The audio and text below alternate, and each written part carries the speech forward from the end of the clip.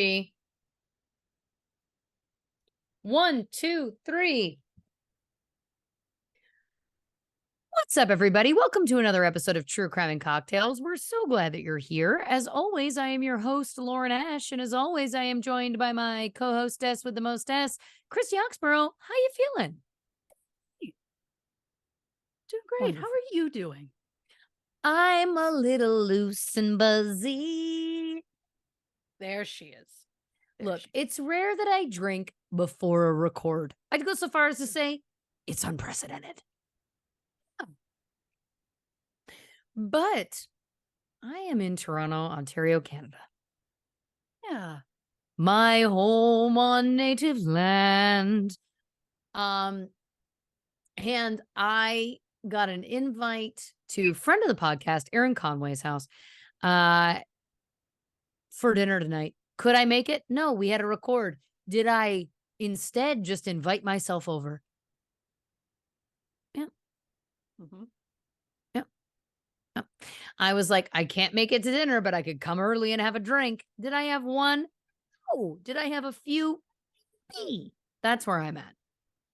You haven't been home in ages, with exception to the most recent time you've been home. But the point is, you're making up for lost time. And I think that's great. Couldn't be happier. Because look at you, getting out, seeing people, enjoying getting out and seeing people. Whereas if I have to leave the house, I'm not going to be happy. But one thing I came across today that made me think of you instantly. Please. Many things do. But for those who may or may not know, I am currently residing in Moose Jaw, Saskatchewan, Canada. And one of the big things we have around this joint is a trolley tour. Oh, sure.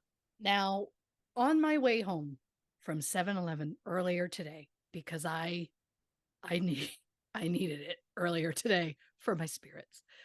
So on the way home, I pass a trolley, and it's a new one, but I don't know how to describe it. The one trolley that I've seen go around town is very like Mr. Rogers' Neighborhood, kind of like cute little trolley, just puttering around. Great. This one looked like it was from the apocalypse. Like it just, the windows were a lot smaller, and on the front, there was this metal thing that I'm sure like an old time train would have to get through snow or something. But the second I saw it, I thought of you and immediately went, that's the vehicle I'm going to steal when zombies start happening, because zombies aren't we're going to plow through them with that metal bit on the front. Yeah. There's space. We'll just have to make sure to get the rest of the windows. But that's the vehicle I'm taking to meet up with you. Because that's practical. It was always our zombie plan. Because people are like, they didn't really have a zombie. We absolutely had a zombie plan. We have for years. Yeah, I used to live near, I no longer do, a place where they stored school buses. And so I was like, obviously, we're going to go a few blocks that way. By then, I'll own metal cutting scissors so I can like cut through a fence. I imagine a lot of somersaults for some reason. Obviously, all black.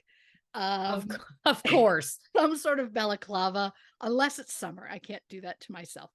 And then kids, pets get put in a bus. We board up as many windows as possible. And then we drive down to you to pack up more pets and kids, and away we go. Yeah. And we sorted out from there. Yeah. Because we talked about meeting at a halfway point, but I think my concern is, and look, I'm still not opposed to that. Obviously, that's the standing plan. Yeah. I think for me, my concern is like now our access to school buses. You know what I mean? Like, yes. Are you going to be able to get one? Am I going to be able to get one? Should we just rely on the vehicles that we have? What happens when we meet up in the middle? Obviously, we then need at least one large vehicle. Where are we procuring that? We're also absolutely going to have to siphon the gas out of the current vehicles we have. One of us is going to be choking down gas. I can't drink gas. A hose. I don't want to suck a hose. Like, I'll do it if I have to, but like... Right. Oh, I don't want to do it either, but I absolutely get it. Like, these are the plans we have to have in advance. We also have to have in advance a meeting place. Because one, I have concerns about the traffic of trying to get out of LA. I've Sure. seen, disaster movies. Those freeways clog up. Getting in and out, good luck. But I know. also, we can't rely on cell service because we know that could go down. We're I gonna have need a couple of old phones. Something I can put in a backpack and run the number with the dial bit somehow. What does it connect to? I don't know. I'm gonna oh shit, now I'm gonna have to learn how phones work, and I'm gonna have to create our own system. Like those military phones, you know what I mean? Where you see them out on the Oh, battlefield and the when big brick that yeah. they're yeah. Oh, the ones that work anywhere. We need to look into that. Can you buy that at like a local sort of like Army and Navy shop type thing? Well, if you can't, we've got an issue. You know what I mean? Like, Yeah. I think that needs to be top of the list. I think also for me, here's the thing. Yeah. We heard word about COVID before it happened Sure. in LA. I remember someone saying to me, this is what's coming and this is what it's called and whatever. And I was like, Sure. I think we have to make a commitment that Yeah. the second we hear zombies, the Yeah. second we're told, Yep. we err on the side of caution. Yep. And we head out on this road trip to each other. Yes. If it's a false alarm, better to have it and not need it, right? Better to have gotten out. Yeah. I think that that's the way we have to approach it. And I'm Yes. not kidding. Like, if we hear that it's like the first in what is potentially a zombie outbreak involving one man in California, I'm out. Like, I think we have to make the commitment that it's like we hear about one zombie and we're gone. Yes. Oh, It's not going to get better. I absolutely am going to need the extra time to get all my Funko Pops in the in the tour bus before we head out. I can't leave them all behind. No, I think you should have some Tupperware or Rubbermaid. Pick one. Yep. I think you should have some Rubbermaid bins. Okay. And then you got to decide what's going in. Yeah. I'll tell you this. Every single Steve I have from Stranger Things. Well, obviously. Of course. Obviously. Of course. The custom ones in the bin. The things that we can't replace. Yeah. What it's going to be is you're going to know it's the vehicle we've chosen because I've already decided we have to steal one. But you're going to, because I'm going to want space. Yeah. Whatever. Some sort of RV, maybe. We'll see. But you're going to know it's me from like so far away because the like Dave Grohl cardboard cutout is going to be like attached to the roof or something. Like, it's just the look of it, the sort of flags I'm going to have coming off of it. It's going to be like, is that a 7-Eleven flag? Oh, there she is. That's how you need to know. That's how you'll know. And I hope, again, if it isn't already outfitted with it, we can have a toot toot. It's Brandy, ladies and gentlemen, and people. You know what I mean? Like, I feel like that's. I'd like that. I want the horn to be like very pleasant in the very unpleasant environment it will be. Maybe this. Can we pre-program a horn to go?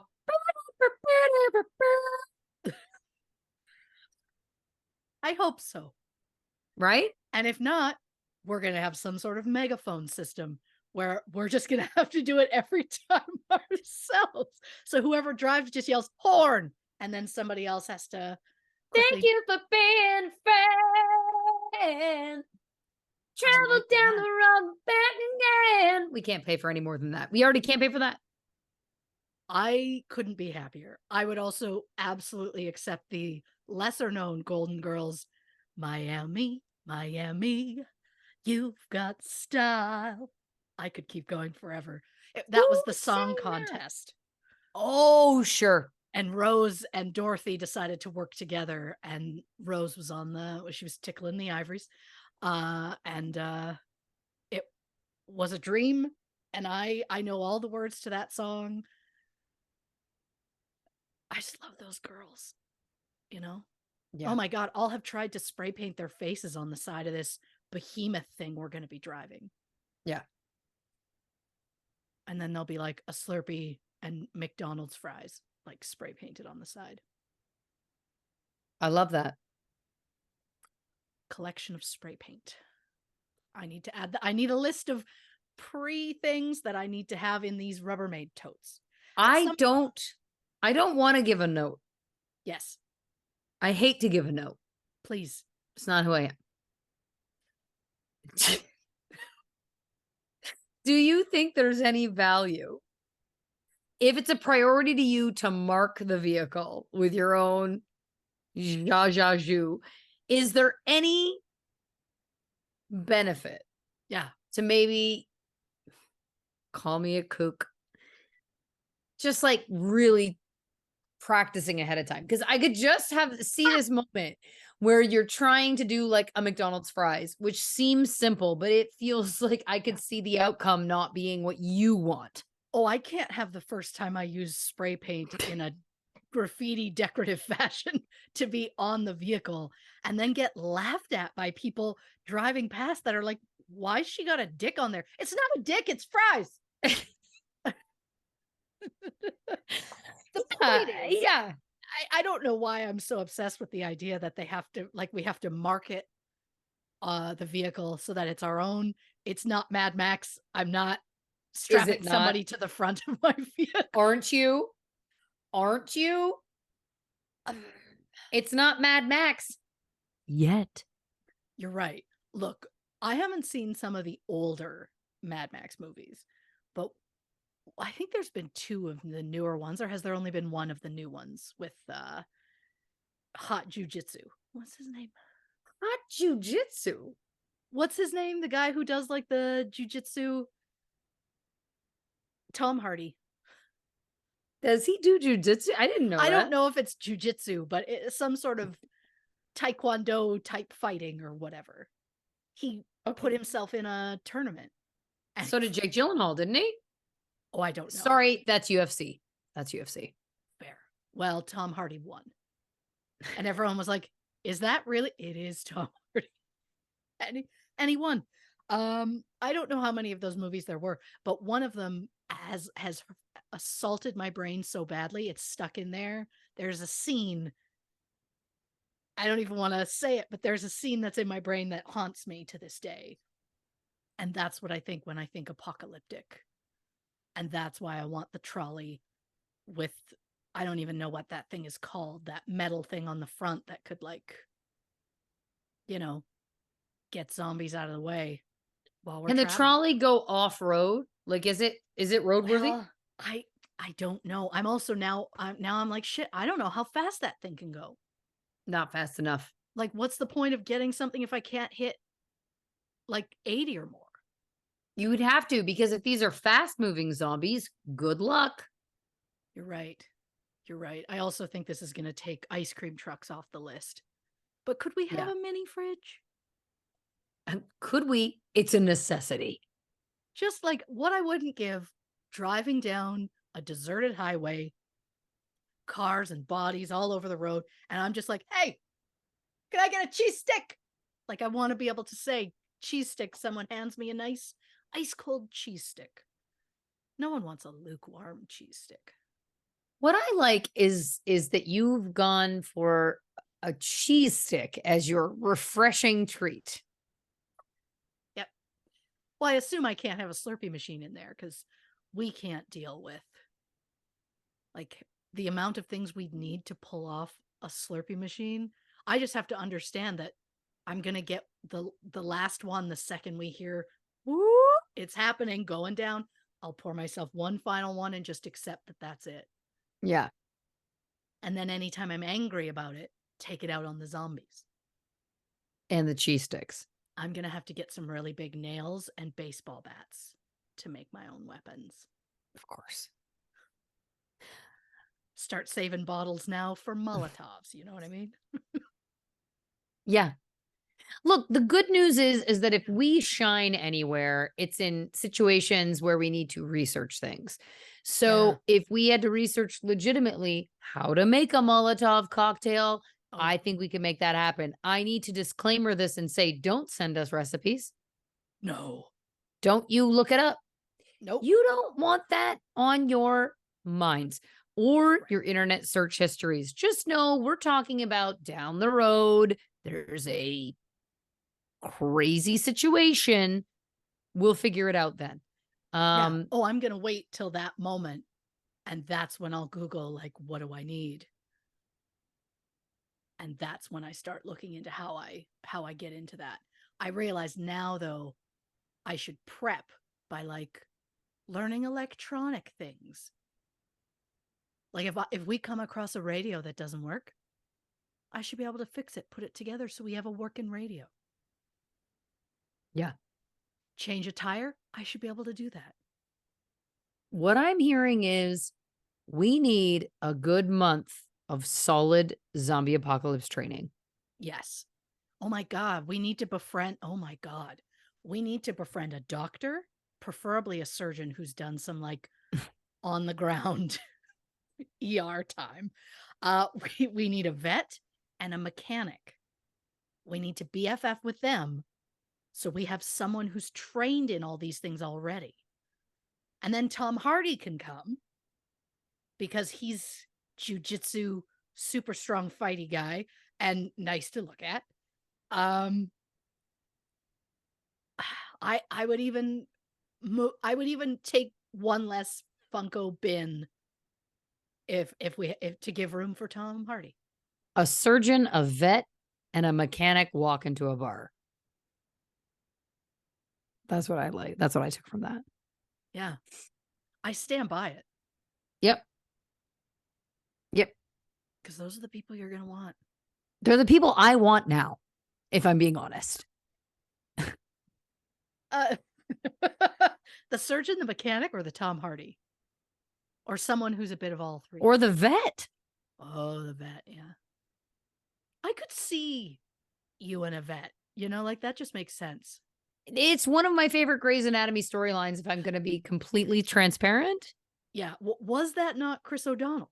It was. Thank you kindly. That's nice. Isn't it? That's nice.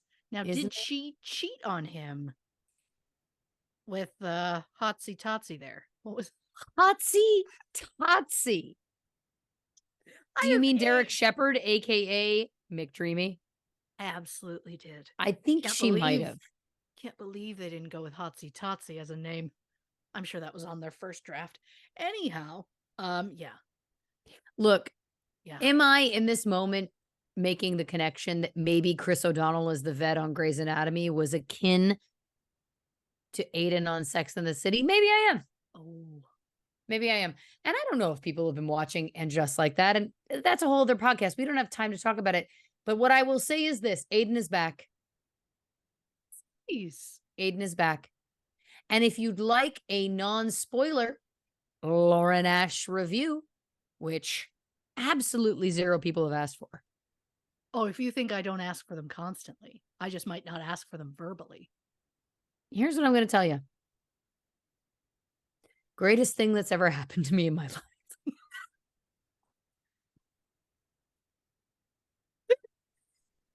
I couldn't be happier. Yep. Now, you know that I didn't really watch the series. Yes, I do know that. I've seen a smattering of episodes, but not much. So I don't really know situations. I know a burger dumped her on a Post-it.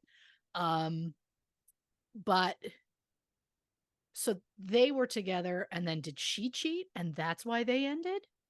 Yeah. Did she cheat with fucking Big? Yeah. God, that guy is toxic. I even know that, and I've barely seen the show. Here's the thing. She cheated with Big. Aiden forgave her. Oh, okay. They got back together. They were having a grand time. But she was still friends with Big. And she made it clear to Aiden, he's always going to be in my life. Aiden somehow said, okay. Somehow was willing to make it work. Mm-hmm. Look, I don't need to get into all the details. I can. Mm-hmm. Long story short, Carrie's building was going co-op. Okay. They were taking away her rent control department from her. And she was like, I don't have enough money to buy this. What am I going to do? And Aiden is She like, bought too I have many enough money. shoes. Yeah. I have enough money to buy it. I can also buy the unit next to you. And then we can tear down the wall and make a 2-unit wide, 1-unit dwelling. And he came through the wall. And then she was like, long story short, she was like, I can't do this. It was because he was, quote, pressuring her to marry. And look, I've gone through phases with this in my life over the last 20 years. As long as that show's existed, there are times where I'm like, I can't look at Carrie. There's times where I go, Carrie was doing the best she could at the time. I'm currently at a place where I'm like, I hope she regrets her choices and sees it now.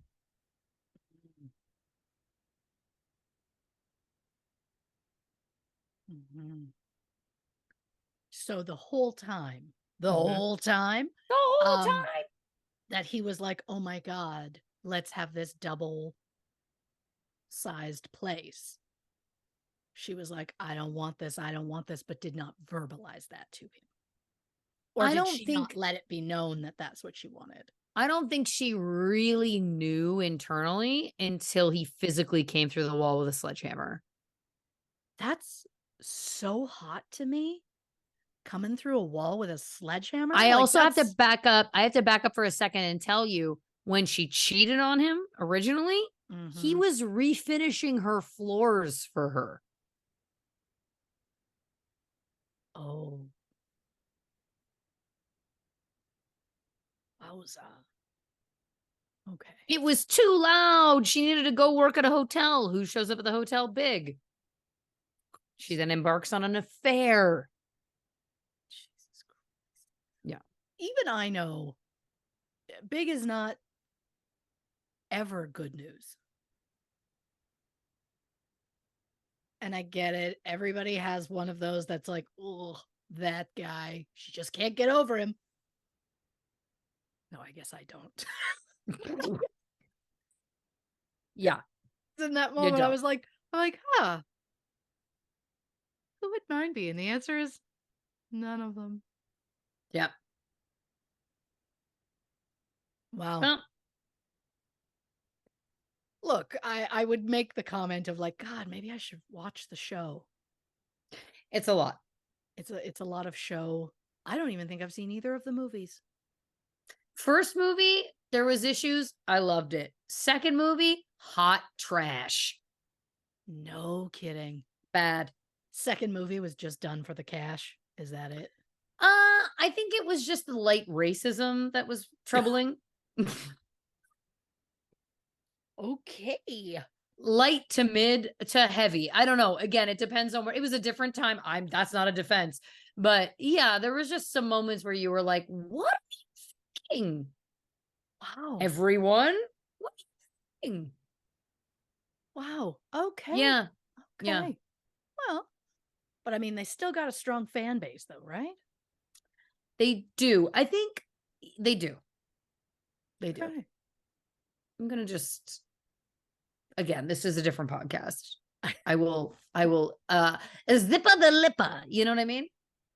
And no, I'm gonna nip it in the bud now. We are not starting. No, we're not. Sex in the City rewatch podcast. We're not doing as I watch for the first time, and you watch for like the which ultimately is probably the greatest second podcast we've ever come up with. Like, it's brilliant. I bring my long-term knowledge. You come in fresh.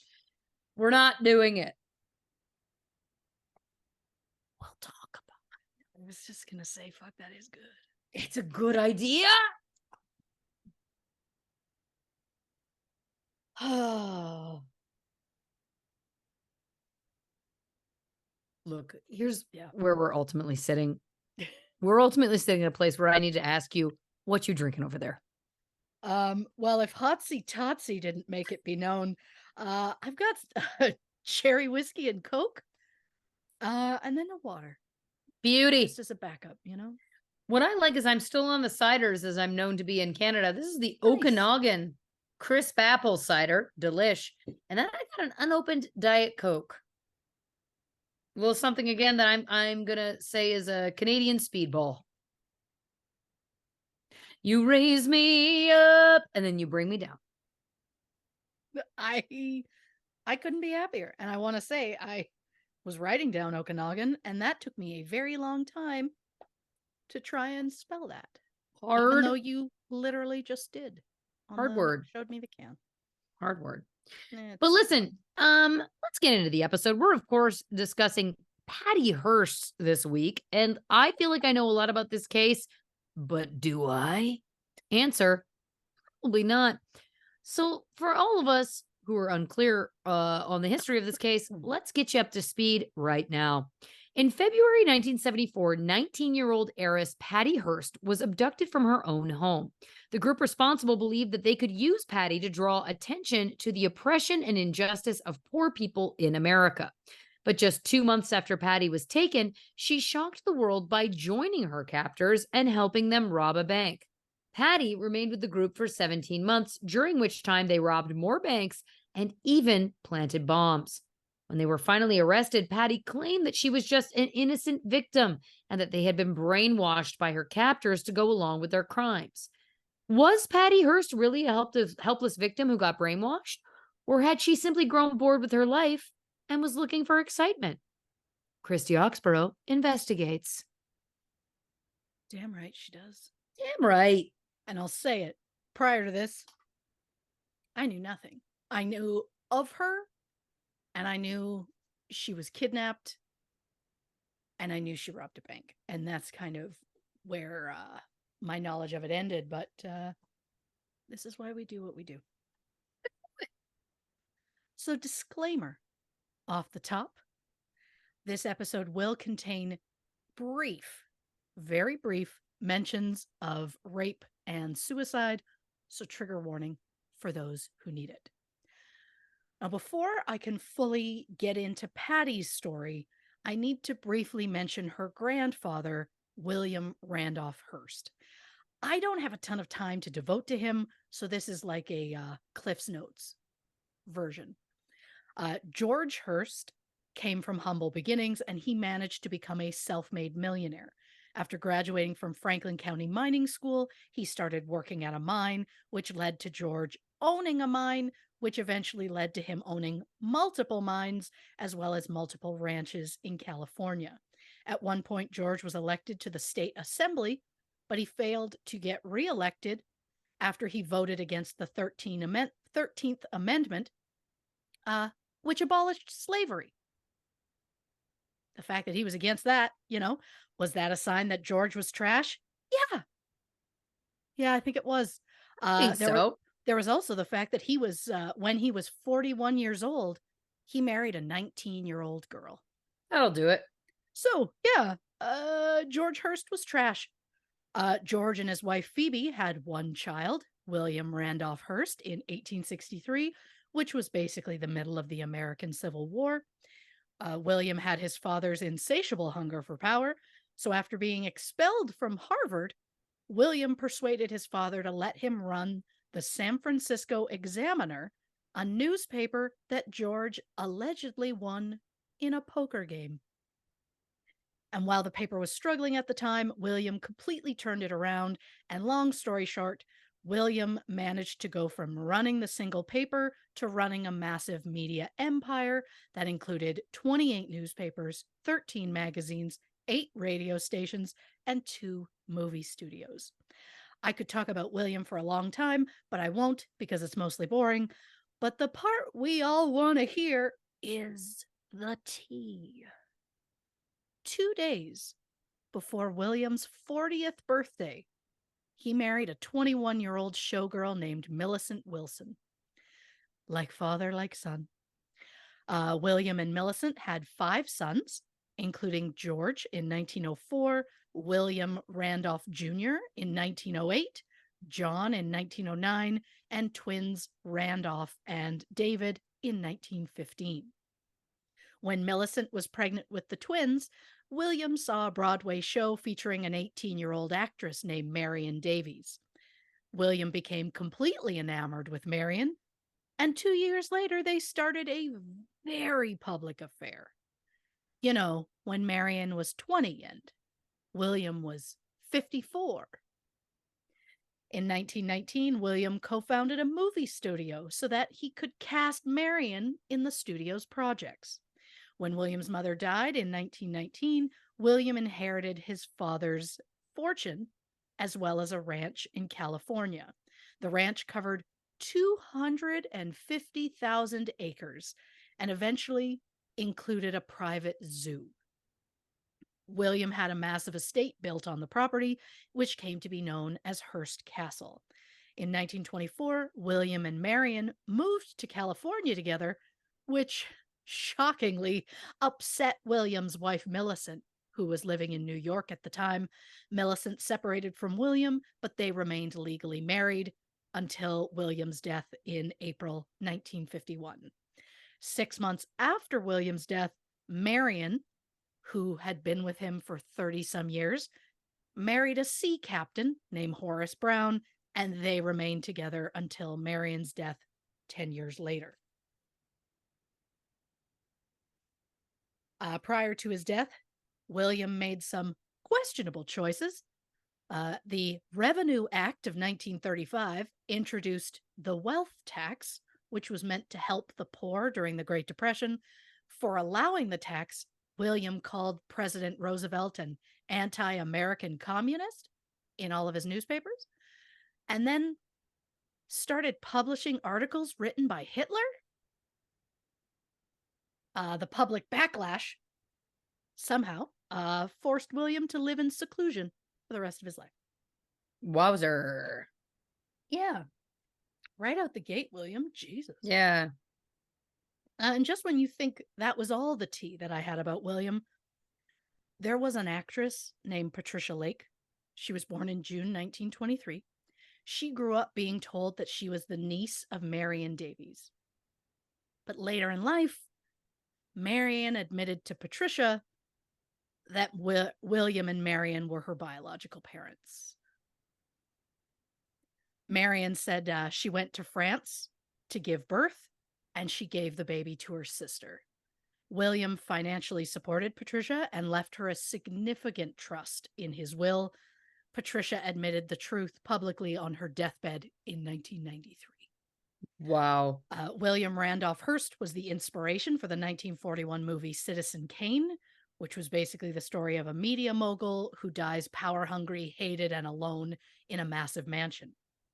William hated the movie's existence, but was the most upset over a character that was supposed to represent Marion. In the movie, she was portrayed as an alcoholic, talentless actor who was kind of a prisoner in the Hearst character's massive estate. William was so upset about it, he banned all of his newspapers from covering the film or advertising it. Some of the theaters even refused to show the movie so they could align themselves with William because he was incredibly powerful at the time. In the end, the movie was nominated for 9 Academy Awards and has since been cited as one of the best movies of all time. So William has 5 sons. The youngest 2 were twins. One of the twins was Randolph Apperson Hearst, known as Randy.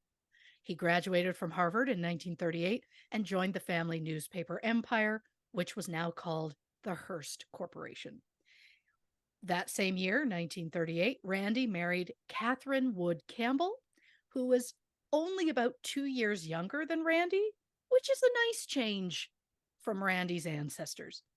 Randy and Catherine had 5 daughters, which I find interesting. The one had 5 sons, and this guy, 5 daughters, including Catherine in 1939, Virginia in 1949, Patricia in 1954, Anne in 1955, and Victoria in 1956. Of course, the focus of today's episode is the 3rd daughter, Patricia Campbell Hearst, known as Patty, who was born February 20th, 1954 in San Francisco, California. Of the 5 daughters, it was said that Patty was the one her father treated most like a son. He took her hunting, fishing, hiking. It was also said that Patty and her mother often butted heads, as Catherine wanted Patty to be more like her. Catherine was an upper class Southern belle type. She graduated from a seminary school in the 1930s, so she hoped her daughters would follow in her footsteps. And while in her late teens, Patty did attend several convent schools. However, she was thrown out of each of them, which caused a large rift between her and her mother. Patty grew up attending private Catholic schools. In the 11th grade, while attending Crystal Springs Uplands School, Patty developed a crush on the 23-year-old math teacher, Stephen Weed. Soon, Patty started showing up at Steve's house to ask him to tutor her, and soon the couple started a sexual relationship. Patty was 17 at the time. Patty earned enough credits to graduate at the end of her 11th year, and so she enrolled at Menlo College, where she earned a Best Student Award during her freshman year. 2 years later, Stephen received a graduate fellowship and a teaching grant at the University of California, so he and Patty moved to a 2-story townhouse in Berkeley. Patty then suggested that she was going to take some classes at the university. When she told Stephen that she was thinking maybe she wanted to be a veterinarian, Stephen bluntly told Patty that she'd never be good enough to master the science and math requirements. Which, shitty move, Stephen. Shitty move. Patty enrolled in an art history program instead. But despite Stephen's lack of support in Patty's academic pursuits, the couple were engaged in December 1973, and it was, of course, published in the San Francisco Examiner. They said they planned to get married in the summer of 1974. After the engagement, they fell into a nightly routine that involved dinner, TV, studying, same thing every night. February 4th, 1974 seemed to be the same as all the others. Patty and Stephen had tuna fish sandwiches and chicken noodle soup for supper. Then they watched a Mission Impossible rerun on TV and then kind of went their separate ways in the building to study. Around 9:30 p.m., there was a knock at the door. When Stephen answered, a woman told him she had hit a car and asked if she could use their phone. Before Stephen could respond, 2 men with guns shoved their way into the apartment. They screamed at Stephen to get on the floor, which he did, but whenever Stephen would look up at them, they would kick him and hit him. The men then went to the kitchen where they found Patty. They tied her up, blindfolded her, and put a gag in her mouth. One of the men then demanded to know where the safe was, but Stephen told them there was no safe. So this made Stephen assume this was a robbery. So he told the would-be thieves, take whatever you want, just leave me and Patty alone. At one point, one of the men started hitting Stephen in the head with a bottle of wine. Bloodied, Stephen managed to get to his feet and headed out the door and started banging on his neighbor's door. One of the men threw Patty over his shoulder in like a fireman's type carry and put her in the trunk of an awaiting car before they drove off. Years later, Stephen said that 3 nights before Patty's abduction, a sketchy couple had shown up at their house asking about rentals in the area. At the time, Stephen didn't think anything of it because the area was known for petty crime. However, he now believes the couple had shown up to confirm that Patty lived there in anticipation of the abduction. So the Hearst family was so wealthy and influential that after Patty's abduction, the FBI went to the family, not the other way around. They didn't even have to be contacted. They just knew and they showed up. The FBI set up a command post at the Hearst house and awaited contact from the kidnappers. At the beginning, 104 FBI agents were put on the case. Imagine if even half that much effort got put into all disappearances and kidnapping cases, regardless as to the financial status of the victim. But I digress. On February 7th, 3 days after Patty's disappearance, a group known as the Symbionese Liberation Army, or SLA, issued a statement, or as they called it, a communique, stating, quote, on the aforestated date, combat elements of the United Federated Forces of the Symbionese Liberation Army, armed with cyanide-loaded weapons, served an arrest warrant upon Patricia Campbell Hearst. In the communique, the SLA demanded that all their future communiques be published in every newspaper and read aloud on every TV news. They said that failure to do so would mean danger for the prisoner, Patty Hearst. The communique ended with, quote, death to the fascist insect that preys upon the life of the people. So who the hell were the Symbionese Liberation Army? Well, to understand them, you have to understand that point in time. During the 60s and 70s, there was a lot of anger and unrest in the middle and lower class populations, which was made worse by the Vietnam War, which had been ongoing since November 1955. In the mid-60s, the anger erupted into a series of race riots across the country, starting in Harlem in July 1964, after an off-duty police officer fatally shot a 15-year-old African-American kid named James Powell.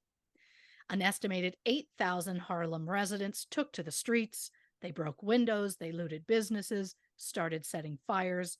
The National Guard was brought in, and more than 460 people were arrested. Other riots followed, including the Watts riots in California in August 1965 and another in Detroit in 1966. Then, after the assassination of Martin Luther King Jr. in April 1968, there were riots in over 120 cities across America. But Berkeley, California seemed to be the epicenter of this angry protest movement, where radicalized groups decided they needed to prepare to overthrow the government. They believed that an armed revolution was the only way to make the world a better place. And those radicals believed that prison symbolized everything that was wrong with American society, including violence, racism, and the oppression of poor people. So some radicals believed prisons were the place they needed to start to effect change. So some students from Berkeley went to the nearest prison, which is Vacaville, to interact with prisoners. That's where they met inmate Donald DeFries. Donald had dropped out of school in the 9th grade and moved from Cleveland to Buffalo, where he joined a street gang. He was soon arrested for stealing a car as well as stealing from parking meters, and he was sent to a state reformatory. After his release, he was moved to New Jersey, where he got married in 1963. A year later, his wife had him arrested for desertion. The couple reunited and eventually had 3 children together. Donald then moved his family to California, where he was arrested in 1967 after being found carrying a homemade bomb.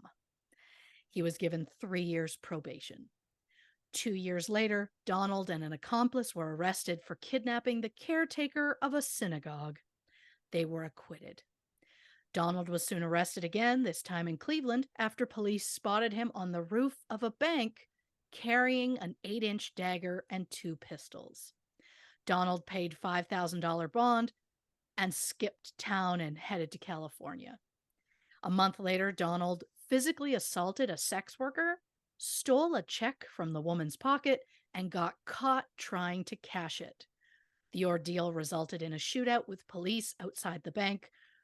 Donald was injured in the shootout. In 1970, Donald was sentenced to 6 to 14 years in Vacaville. While there, Donald joined a group called the Black Cultural Association, which was meant to help prisoners prepare to reintegrate into society. The group was started in 1968 by a Berkeley professor named Colton Westbrook, who recruited Berkeley students to volunteer in his program, including anthropology student Willie Wolfe, who brought in his friend Russ Little. In December 1972, Donald was transferred to another prison for good behavior, Less than 3 months later, in March 1973, Donald escaped. He went to Oakland, where he was hidden by his new friend, Willie Wolfe. And together, they formed the Symbionese Liberation Army, which also included Joe Romero, Camilla Hall, Nancy Ling Perry, Russ Little, and Patricia Saltizik, who went by Ms. Moon. Donald was the one who came up with the name for the group. He said it represented the symbiosis between students and prisoners.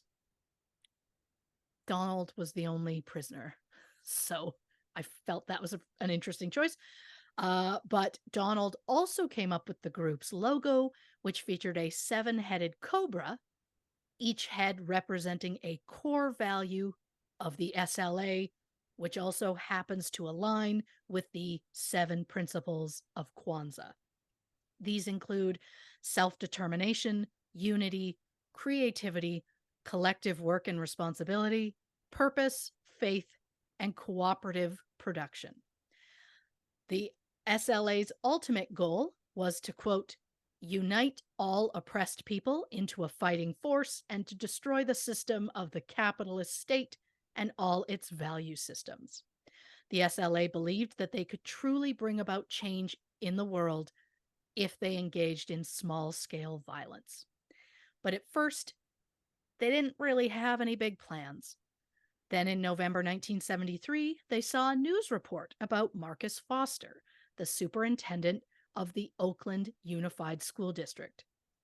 Marcus, who was the first African American appointed to the role of superintendent in Oakland, had proposed to start a student ID card system in Oakland, which Marcus believed would reduce the number of non-students who were usually drug dealers hanging around school campuses.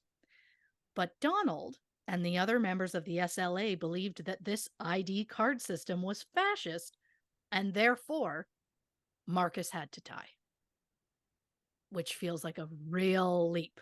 But in January 1974, the SLA added 3 new recruits, which included Angela Atwood and married couple Bill and Emily Harris. Bill later said he wasn't originally a political person until he served time in Vietnam. He struggled to adjust when they returned home, and he and his wife Emily moved to the Bay Area, where they started to get involved in political groups that led to them meeting members of the SLA. But just prior to that, on November 6th, while walking from a school board meeting to his car with his deputy, Robert Blackburn, Marcus Foster and Robert were shot multiple times. Robert survived, but Marcus, who had been shot 8 times at point-blank range, did not. He was 50 years old. Donald, Nancy, and Ms. Moon were the shooters, while Joe and Russ were the lookouts. On November 11th, the SLA released a statement to the press admitting to the crime and even added that the bullets they used were cyanide-tipped, which was not a detail that had been released publicly yet. But while the police knew the group that was responsible, they didn't know who the members were or their location, so they ended up with a lot of dead ends. 2 months later, on January 10th, 1974, police did a routine stop of a vehicle that was being driven by Joe Romero and Russ Little. When the cops approached the passenger side door and asked Joe to get out of the vehicle, he panicked and pulled a gun. There was a quick shootout, which somehow ended with no one getting hurt. Police then searched the vehicle and found leaflets from the SLA, as well as weapons that were later determined to have been used during Marcus Foster's murder. Joe Romero and Russ Little were arrested and charged with Foster's murder.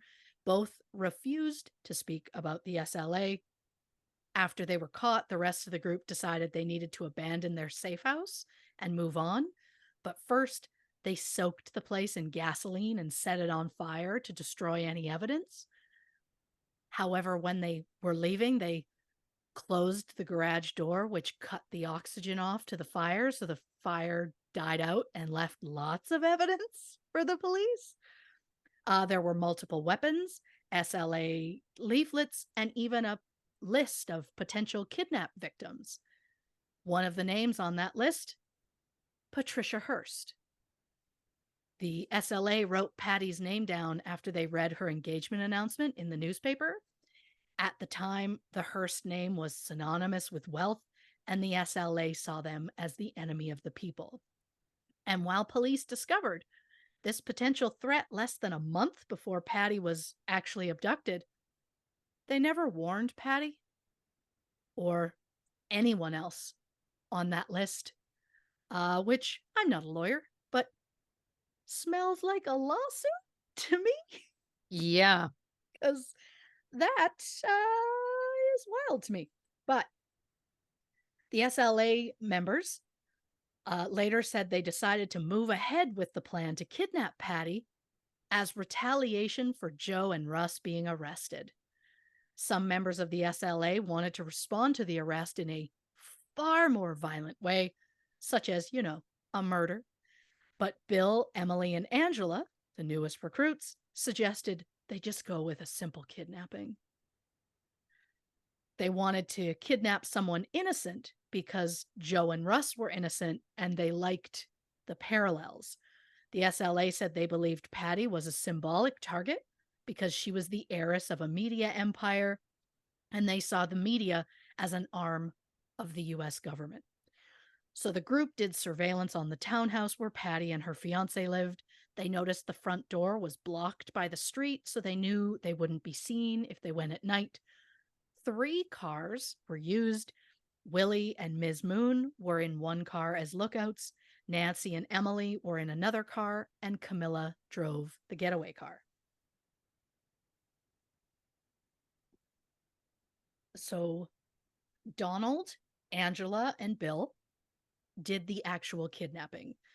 Bill was the one who carried Patty out of the house and placed her in the trunk of Camilla's car. Before they left the scene, Angela grabbed Patty's purse, and Donald left a box of cyanide-tipped bullets on the floor, kind of as an SLA calling card. The entire ordeal lasted about 4 minutes. When Stephen began banging on the neighbor's door, a lot of other neighbors came out to see what was going on, so Donald shot at them. Nancy fired a few times before driving off with Emily. When Willie and Ms. Moon were mere blocks from the scene, they came upon a cop car who flagged them down. And while they thought the cop had heard the gunfire, it turns out he only stopped them to tell them to turn their headlights on. They turned their headlights on. The cops sent them on their way. In that moment, both Willie and Ms. Moon were armed and had been ready to fire on the officer if necessary. Half a mile from the scene, the 3 SLA vehicles pulled over and Patty was transferred to the back of a station wagon before being taken to the safe house. She was kept in a closet at that safe house for days. Stephen was in the hospital for 5 days due to his injuries. After his release, he moved in with the Hearst family. The SLA later said that if Stephen hadn't kept looking at them, they never would have hit him at all. Police later found the getaway car abandoned on the side of the road. It had originally been stolen. The FBI then, of course, set up that command post at the Hearst house. On February 7th, the SLA's first communique was sent to local news station KPFA in an envelope along with the Mobile Oil credit card that was in Patty's purse. The communique listed the target as Patricia Campbell Hearst, daughter of Randolph A. Hearst, corporate enemy of the people. It said, quote, "Should any attempt be made by authorities to rescue the prisoner or to arrest or harm any SLA elements, the prisoner is to be executed." It also added that all communications from this court must be published in full in all newspapers and all other forms of the media. Failure to do so will endanger the safety of the prisoner. So the SLA kidnaps Patty Hearst and then sends out a public statement admitting that they kidnapped Patty Hearst. However, they neglected to ask for anything or suggest how Patty might be returned. Their hope was to use Patty to get Joe Romero and Russ Little released from prison, but as rookie kidnappers, they outright forgot to demand anything. They wanted the kidnapping to spark a revolution. However, even if they had asked for what they wanted, they would have been denied because then President Nixon and then Governor Ronald Reagan refused to negotiate with terrorists as they believed giving in to the demands would make kidnapping a far more regular occurrence. But once the SLA realized they needed to ask for something, they had to come up with ideas as to what they were going to ask for, which is something you maybe whiteboard before you kidnap. In an unrelated thought, Bill Harris suggested maybe they hijack a truck of frozen turkeys and distribute them to the less fortunate. And then that idea kind of morphed into, well, why not use the kidnapping to get the food to those who need it? So a communique was released on February 12th, this time a voice recording by Donald DeFries, who was going by the name SinQ at the time because all SLA members had their own fancy little nickname. Donald said, quote, "Before any forms of negotiations for the release of the subject prisoner can be initiated, an action of good faith must be shown on the part of the Hearst family. This gesture is to be in the form of food to the needy and the unemployed, and to which the following instructions are directed to be followed to the letter." Donald specifically requested that Randy Hearst provide $70 worth of meat, vegetables, and dairy products to all people in California who were less fortunate, including anyone with welfare cards, food stamp cards, disabled veteran cards, Social Security pension cards, medical cards, all those on parole or probation, and anyone recently released from prison.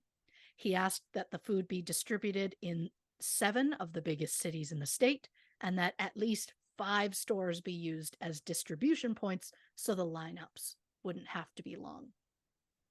Also in that tape recording was Patty, who told her parents that she was unharmed and being cared for, but that her parents needed to cooperate with the demands. She said, quote, "Do what they say, Dad, and just do it quickly." And while 70 per person is admirable, it is highly unrealistic. I assume they didn't do the math because that would have been approximately $400 million to pull that off, which is money that the Hearsts just didn't have. They were incredibly wealthy, but most of their money was tied up in assets. Not unlike Robert Maxwell back in episode 129, he was seen as incredibly wealthy, but he secretly had debt and just no liquid assets. In this case, Randy Hearst had some cash, but not hundreds of millions of dollars worth. So Randy agreed he would give $2 million. $500,000 would come from his own pocket, and the rest would come from the Hearst Corporation. To organize the food distribution, a social service called People in Need was set up almost overnight. The initial food rollout was chaotic, but it seemed kind of to work out in some of the locations. But the Oakland rollout was a clusterfuck, if I may. It was supposed to start at noon. People were lining up by dawn. There was miscommunication, and the trucks didn't leave the warehouse until after 1 p.m. So the crowd started growing impatient and started spreading into the streets. So by the time the first truck actually showed up, there were so many people in the street that the truck was blocked and couldn't get to where it was supposed to go. The driver then laid on the horn. That caused someone in the crowd to throw a bottle at the driver through his open window. That then sparked a full-on riot. The other trucks showed up. People forcibly grabbed the food. Some started standing on top of the truck and were throwing food out into the crowd. I want to remind you, some of this food was stuff like eggs, just throwing it out in the crowd. It was chaos. And in the end, then Governor Ronald Reagan gave a public interview where he said he hoped that anyone who took food from that program would get botulism. My God. Which is shocking that he was It's so such a specific. popular person. It's so specific. Like, that's okay. Yeah. Yeah, I just wowza. So, in the next communique on February 16th, Donald asked the Hearst family to distribute an additional $4 million worth of food. Patty again added to the tape saying she was being treated well, begged her parents to comply with what they were asking. Patty then said she was absolutely alive and that she didn't like people who were acting otherwise. She then added, quote, "Mom should get out of her black dress. That doesn't help at all," which was in reference to Catherine Hearst wearing a black dress during a recent press conference, because she was really, once her daughter was gone, she started acting like she was in mourning. And Patty was like, "Are you fucking kidding? I'm alive." Which, I see both sides. so do I. I see I'm trying to go for this. I'm trying to be respectful and show that I am not handling this well. But on the other side, it's like, I'm not dead. Yeah. Anyhow. But while Patty was a hostage, she was given a small TV and a radio so she could see all the coverage of her own case, including all of her parents' interviews. And at first, Patty was kept in the closet, blindfolded with the door shut, and a radio was blasting all the time so she wouldn't be able to hear the voices of her captors.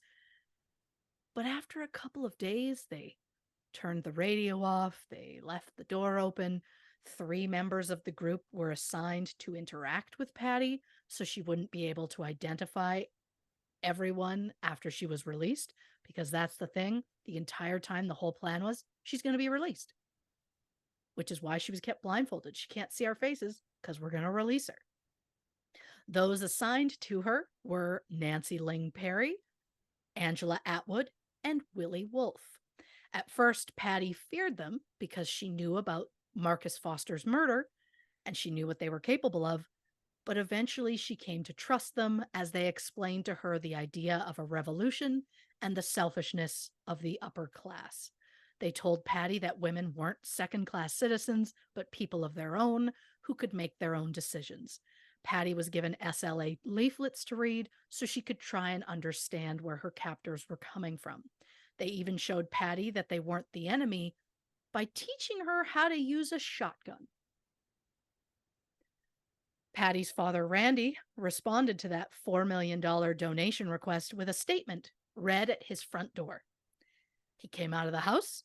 He said, quote, "The size of the latest demand of the SLA is beyond my financial capability. Therefore, the matter is now out of my hands." He then turned and walked back into the house. Man, a few words. Yeah. Patty, who watched the brief press conference from a closet at the safe house, was upset and said she felt abandoned by her father. So in the next communique, which arrived March 9th, 33 days after Patty's abduction, Patty sounded really pissed. She said she knew her father had enough money and she didn't believe he was doing everything possible to get her back. Patty then begged her mother to sway Randy to comply with that $4 million request. She said, quote, "Your silence has jeopardized my safety." And then she added, quote, "You said it was out of your hands. What you should have said was that you washed your hands of it." On March 13th, the SLA decided to change safe houses and move into a studio apartment on Golden Gate Avenue, which just so happens to be the very same street as the FBI office. Oh, wow. Yeah, it was their way of hiding in plain sight, which, they weren't found there, so well done. At some point, the police had no idea where to find the SLA or Patty.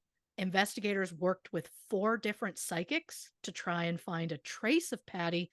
There were no sufficient leads.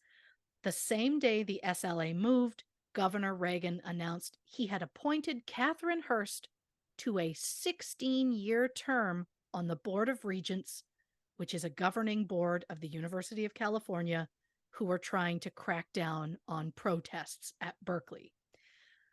This decision made the SLA and Patty livid. They were especially upset that Catherine was willingly working with Reagan after his deplorable comment about botulism.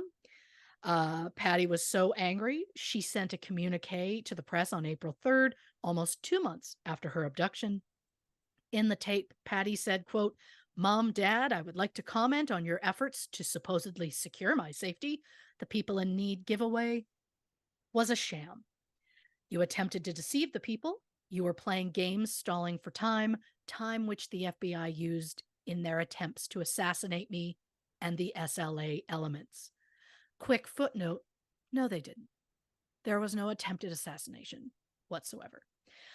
Patty added, quote, "My mother's acceptance of the appointment to a second term as a UC regent, as you may well know, would have caused my immediate execution had the SLA been less than together about their political goals." They kidnapped you and didn't ask for a ransom right away. They were less than together. I'll say that. They were. I'll just say what it is. Yeah.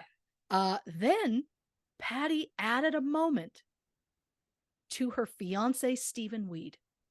She said, quote, "Stephen, I know you're beginning to realize there is no such thing as neutrality in the time of war. You don't know what's happened since then.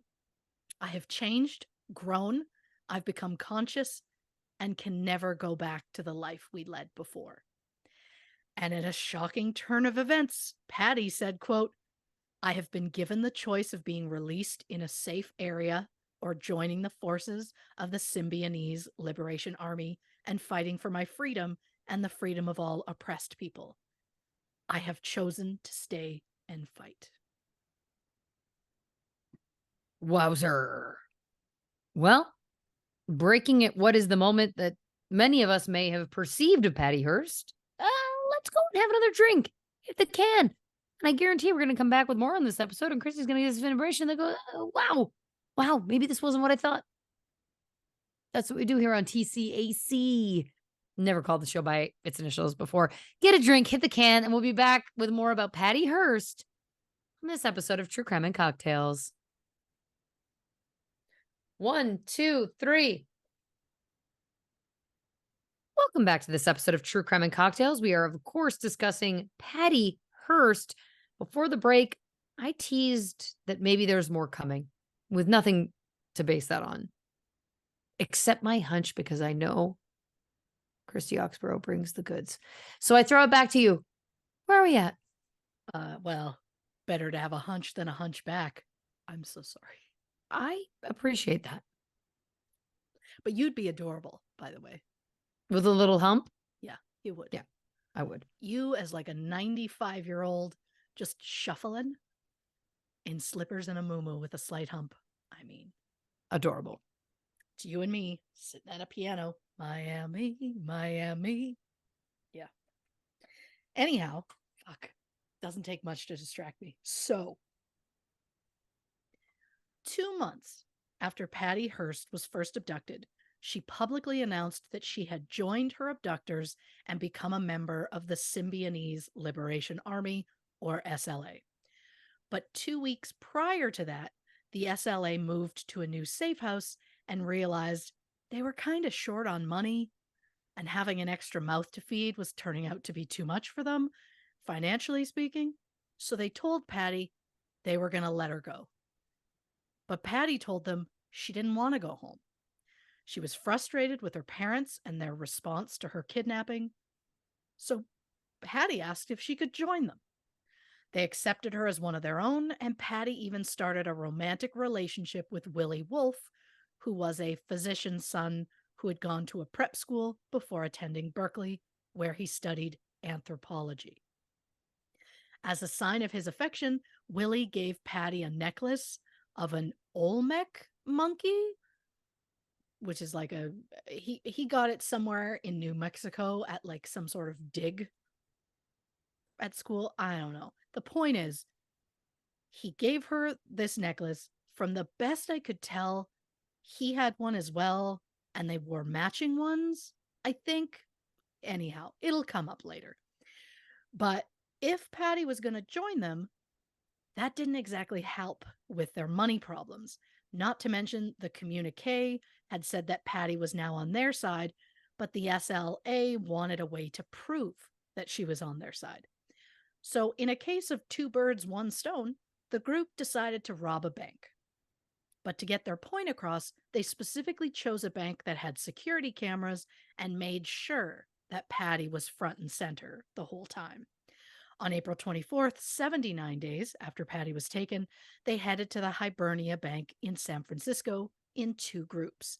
Emily, Bill, Angela, and Willie sat in a car across the street. Camilla as the getaway driver, while Donald, Patty, Ms. Moon, and Nancy were the inside team. Around 9:50 a.m., the four entered the bank. It had 18 employees and 6 customers in it at the time. They disarmed the security guard, and Donald yelled, quote, "This is a holdup. The first motherfucker who don't lay on the ground gets shot in the head." Coming in hot. Coming in hot. The bank's branch manager heard the commotion from a break room on the second floor, and he pushed the silent alarm at 9:51 a.m. The group was in and out quickly. No one was hurt. They made off with more than $10,000. Patty carried a shotgun, which she had been trained to use. When security camera photos were released showing Patty holding the gun, Patty's family publicly stated that Patty had been coerced and that she had been the victim of mind control. SLA member Bill Harris later said that Patty was 100% an equal member of their group. So was she coerced or was she a willing participant? Well, that is something we are going to go back and forth on throughout this episode. And it's a tough question to answer because in the end, it simply comes down to who do you believe? But on April 24th, the 7th communique from the SLA was released. Patty referred to herself as Tanya. Again, all the SLA members got their own name. Tanya said, quote, "My comrades and I," showing again she's linked with them. She said that they took $10,660.02 from the Sunset branch of the Hibernia Bank. Donald had suggested she add the 2 cents to the total just so that it would confuse the bank auditors. And I like that just at this point, Donald's like, fuck it, chaos. Let's cause some chaos. Even to poor auditors. Patty also said, quote, "I was positioned so I could hold bank customers and employees on the floor. My gun was loaded, and at no time did any of my comrades intentionally point their guns at me." Patty then said the idea of her being brainwashed was ridiculous because she was now a soldier in the People's Army. She then rattled off a Spanish phrase which translates to "Fatherland or death, we shall triumph." On May 3rd, the police raided the SLA safe house on Golden Gate Avenue, but the group had already left. Inside, they found the keys to one of the getaway cars that was used during the robbery, as well as some of the clothes that were seen on the security footage. According to the building manager, the group had moved out 1 week earlier. While at a new place in Compton, one of their vans got a parking ticket. So on May 16th, 101 days after Patty was taken, Bill and Emily decided to pay the parking ticket while running a few errands.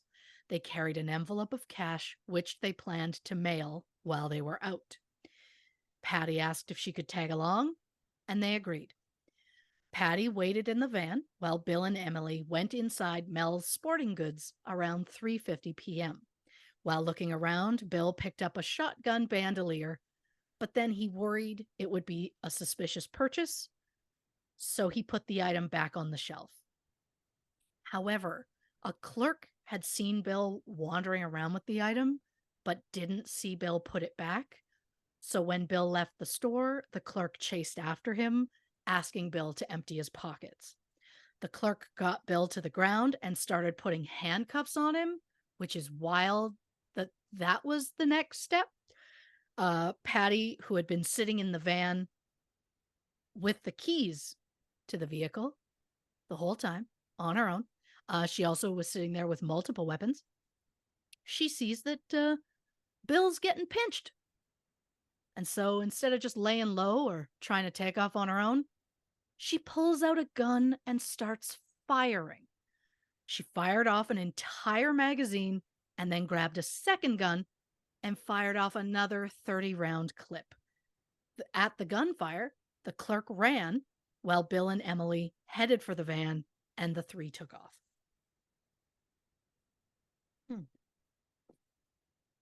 So they needed to change vehicles. So they came across a guy in a Pontiac around 4:10 p.m. They approached him and just simply asked for the car. The guy said no. Emily then shoved a gun in his face and told him to get out of the fucking car. He did. Unfortunately, the car only made it about a block and a half before it died. But nearby, there was a group of guys with another vehicle. So they approached the guys, told them they were members of the SLA, they were being followed by the police, and the guys just gave them the keys. A few hours later, Bill, Emily, and Patty continued to drive around as they believed they couldn't go back to the safe house just yet.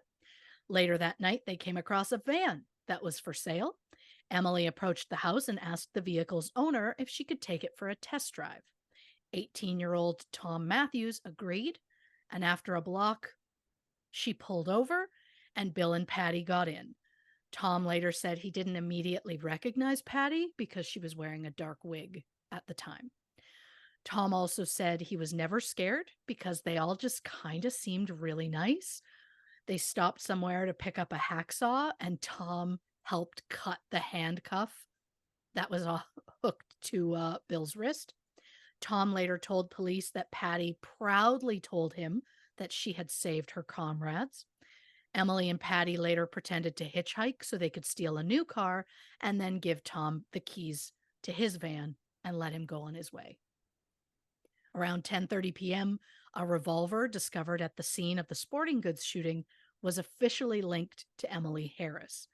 And shortly after that, police located the abandoned van the shooters had used. Inside the van was a parking ticket, which gave police the address to the safe house. The FBI asked the new police unit, Special Weapons and Tactics, aka SWAT, to accompany them to the address, believing the SLA would be inside.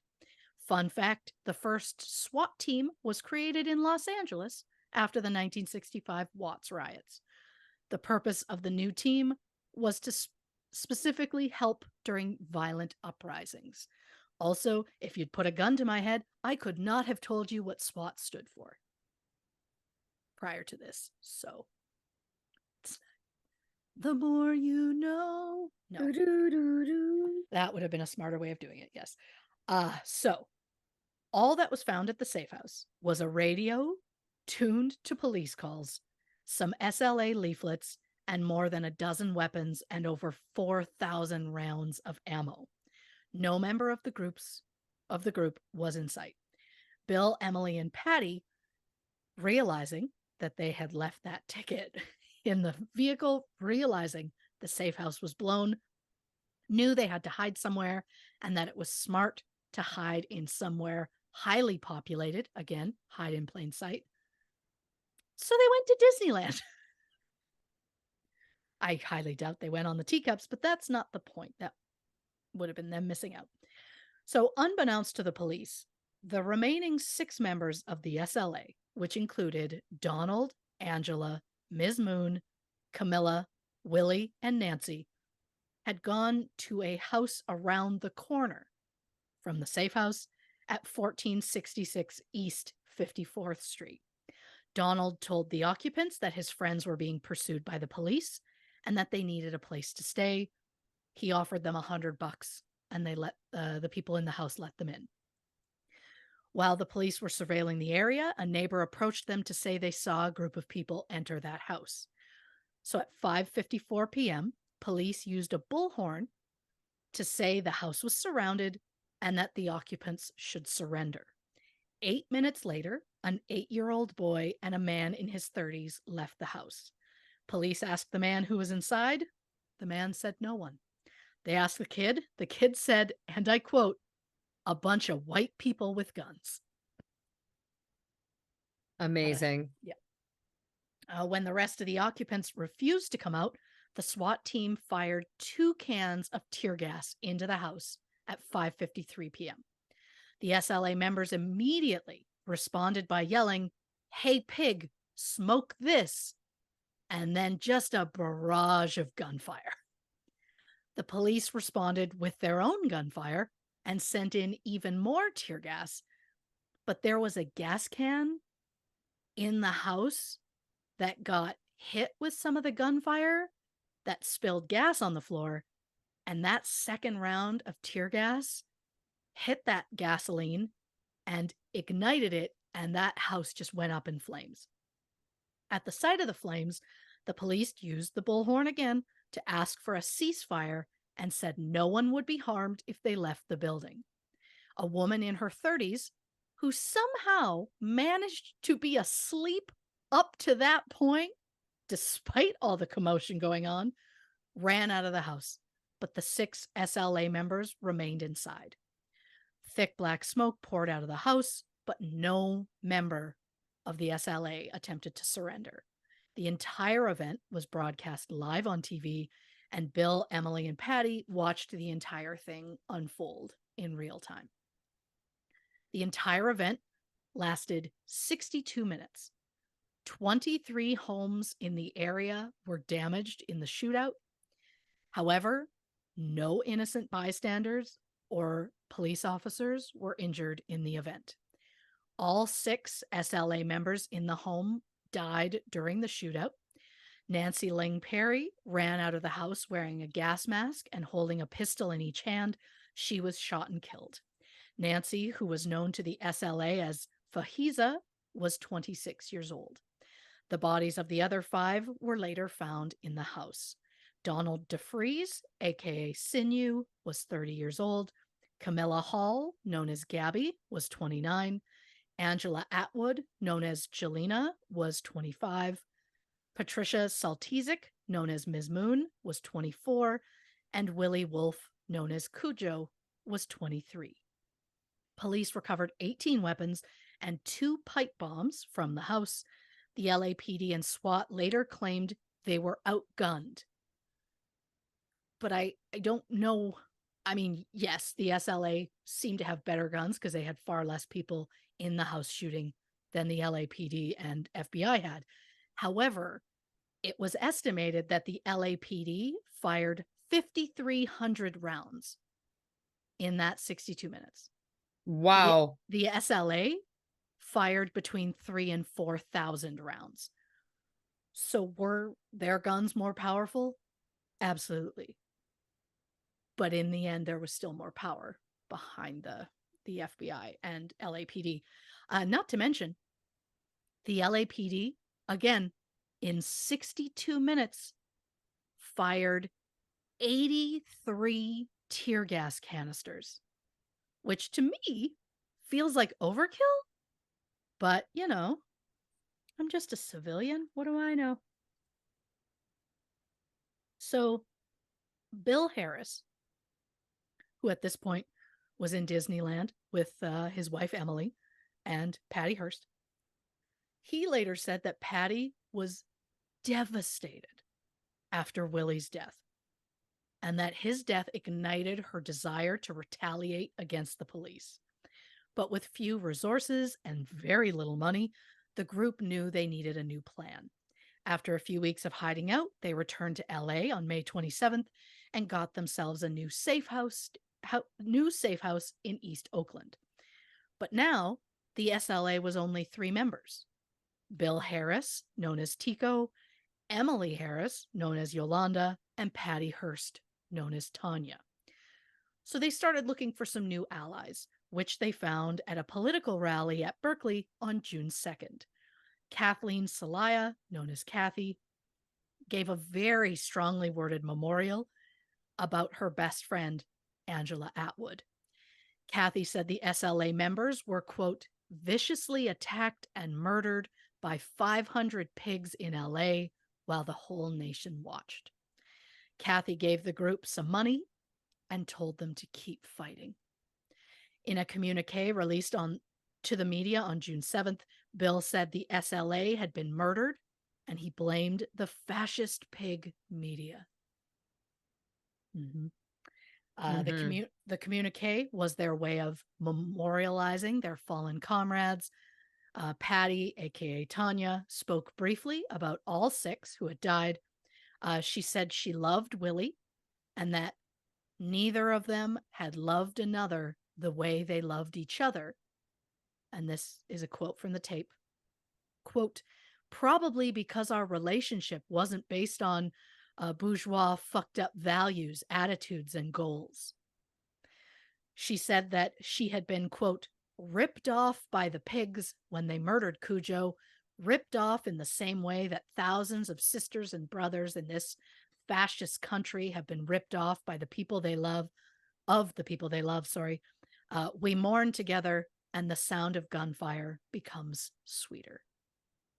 Again, nothing will make me take her less seriously than to have someone who grew up incredibly wealthy talk about all the bad things that the incredibly wealthy have done to the rest of us, you know? Like that. Mm-hmm. I'm one of you. You're not, Patty. Anyhow, Patty also added that she died in that fire on 54th Street, but she was now reborn. Patty promised that she would continue to fight and ended saying, quote, I would never choose to live the rest of my life surrounded by pigs like the Hearsts. And while the group was determined to continue, again, they had no money, they needed to stay hidden, so Kathy Celaya put them in touch with Jack Scott, the sports editor for Ramparts magazine, who was looking to write a story about the SLA shootout. Jack was blindfolded and taken to a secret location where he was introduced to Bill, Emily, and Patty. Jack said he wanted to tell their story and said in exchange for that, he would get them out of the state. Jack and Patty rode with Jack's parents. Before they hit the highway, Jack's father pulled over and told Patty she didn't have to do this. She could absolutely return home. They would take her home, no questions asked. Patty, allegedly, turned to him and said, quote, get the fuck back on the road and start driving. They made their way to New York, where Jack put Patty at his family's childhood farmhouse. Since Patty wasn't allowed to go in public, Jack's wife, Mickey, brought Patty anything she asked for, which was basically daily coffee and the New York Times. When Mickey would ask why she wanted the paper, Patty allegedly said she was using it to find names for the group's new hit list. Jack flew back to California so that he could bring Bill and Emily to New York, leaving Patty alone at the farmhouse for several days. Once Bill and Emily arrived, they were also joined by 32-year-old Wendy Yoshimura, who was wanted on charges of accessory to a bombing. Wendy's boyfriend, Willie Brandt, had been convicted of a bombing in Alameda County, and since bomb-making materials were discovered in Wendy's house, she was later charged with being an accessory. But of course, Wendy skipped town before she could be arrested. So soon, even Jack's money started running out, so Jack suggested instead of just an article about the SLA, he should write an entire book. He recorded interviews with Bill, Emily, and Patty, and then all 4 of them took turns transcribing the tapes into what would become the official SLA story. The tapes included such quotes from Patty as, quote, "We fully realize we cannot win a revolutionary war without armed struggle." And, quote, "As women, our primary focus was on becoming strong female guerrillas." Guerrillas in this case, of course, meaning the freedom fighter, soldier type, not the largest living primates type. After the book was transcribed, Bill, Emily, and Patty felt like the book sounded fake. Bill's quote, I believe, was he said it sounded hokey and they just didn't like it. They felt like it made the SLA beliefs seem kind of like a joke. So they refused to give Jack the manuscript, and then they destroyed all the recordings. Jack, of course, absolutely pissed. He spent all this time with them. He got them out of the state like they asked. He did all of these things for essentially nothing. So the group was told to leave. The SLA members, along with Wendy, decided it was time to head back to California. Jack agreed to take Patty as far as Vegas, where he left her in a hotel room where she waited for 2 days before being picked up by Kathy Salia's boyfriend, Jim Kilgore, who drove Patty to Sacramento. In Sacramento, Kathy's younger brother, Steve, another Steve, this case, Steve Salia, and a friend named Mike Borton agreed to hide Patty, Bill, and Emily. And soon, in what seemed to be a typical Patty fashion, Patty and Steve Salia started to date. The members of the SLA were all living under assumed names, so police were still having a hard time locating them. That is, until Jack Scott's brother, Walter, got drunk and went to the FBI to say Patty Hearst had been staying at his childhood home. So police go to the house, they search, they manage to find fingerprints belonging to Wendy Yoshimura. Before the group had left the house, they wiped down every surface in that house. However, during the stay, Wendy discovered a spider on her bed. She freaked out, as we all have. She moved the mattress and discovered a small hole under the mattress. And so she panicked and thought, oh my God, the spider's going to get in the mattress.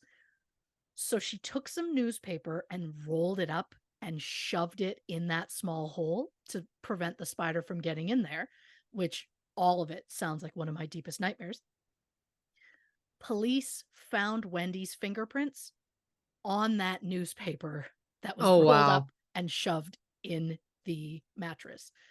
So I have to say, kudos for that level of police work, because that was very impressive.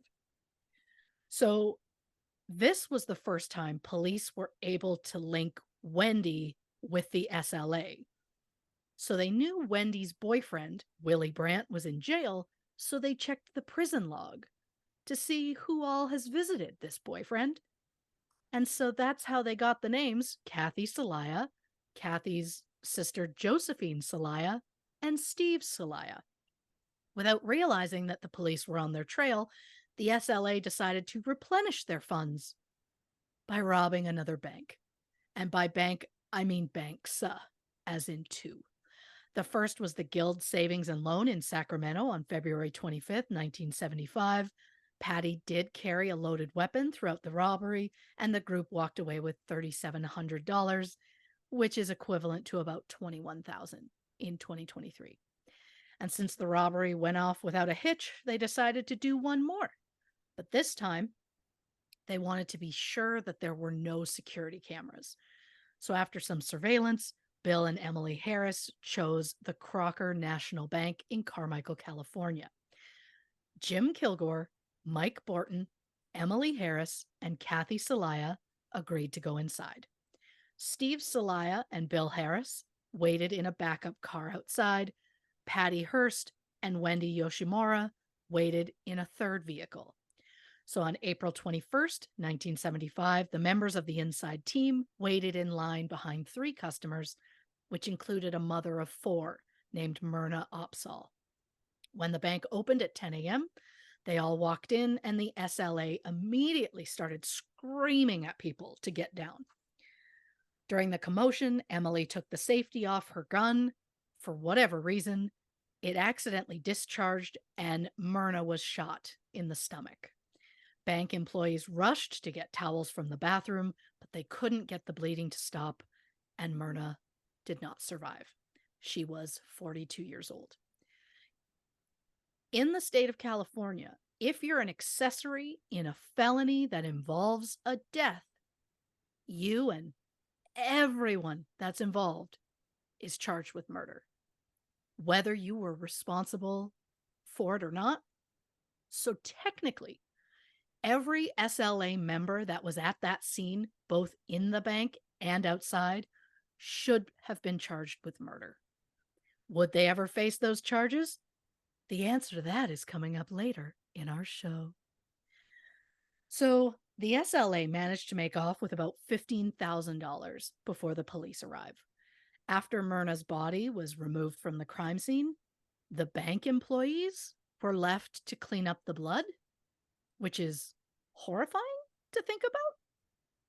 And speaking of horrifying, after some brief downtime following Myrna's murder, the SLA decided to head to San Francisco, where they decided they should probably take their political activism to the next level. You know, by getting involved in bombings. Why? Because apparently at the time, bombing was all the rage for activists.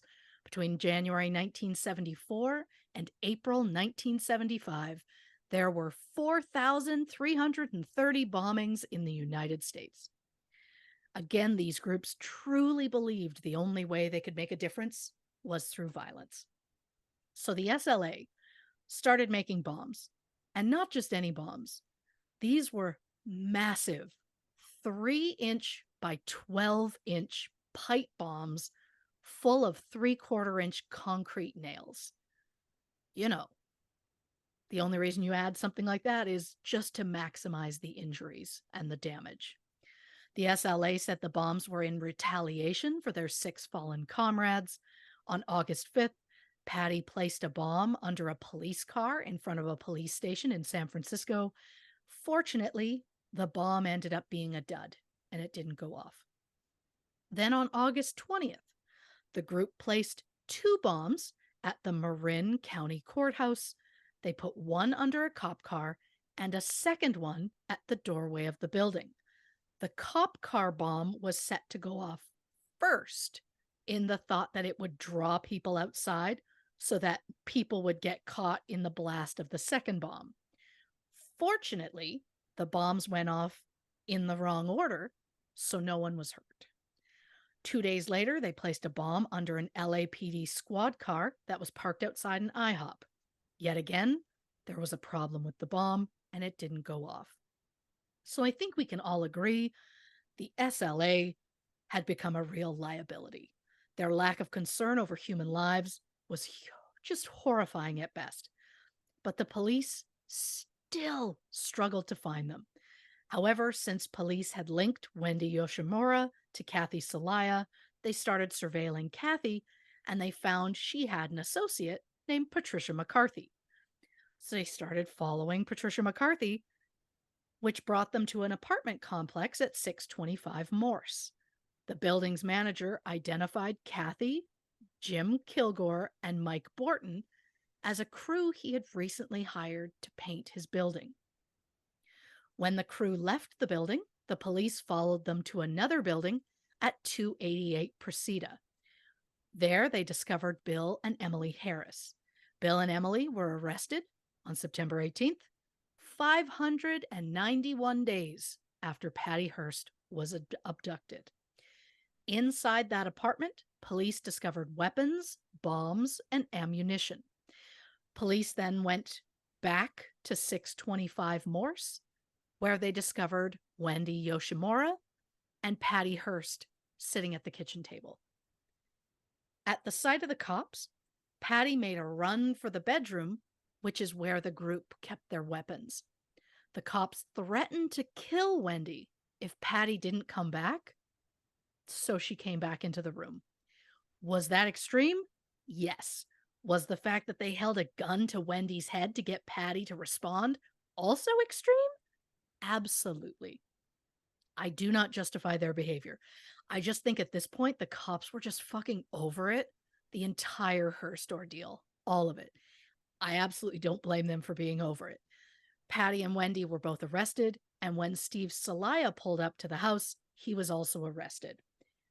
Jim Kilgore, Mike Borton, Kathy Salaya, and her sister Josephine were all missing in action.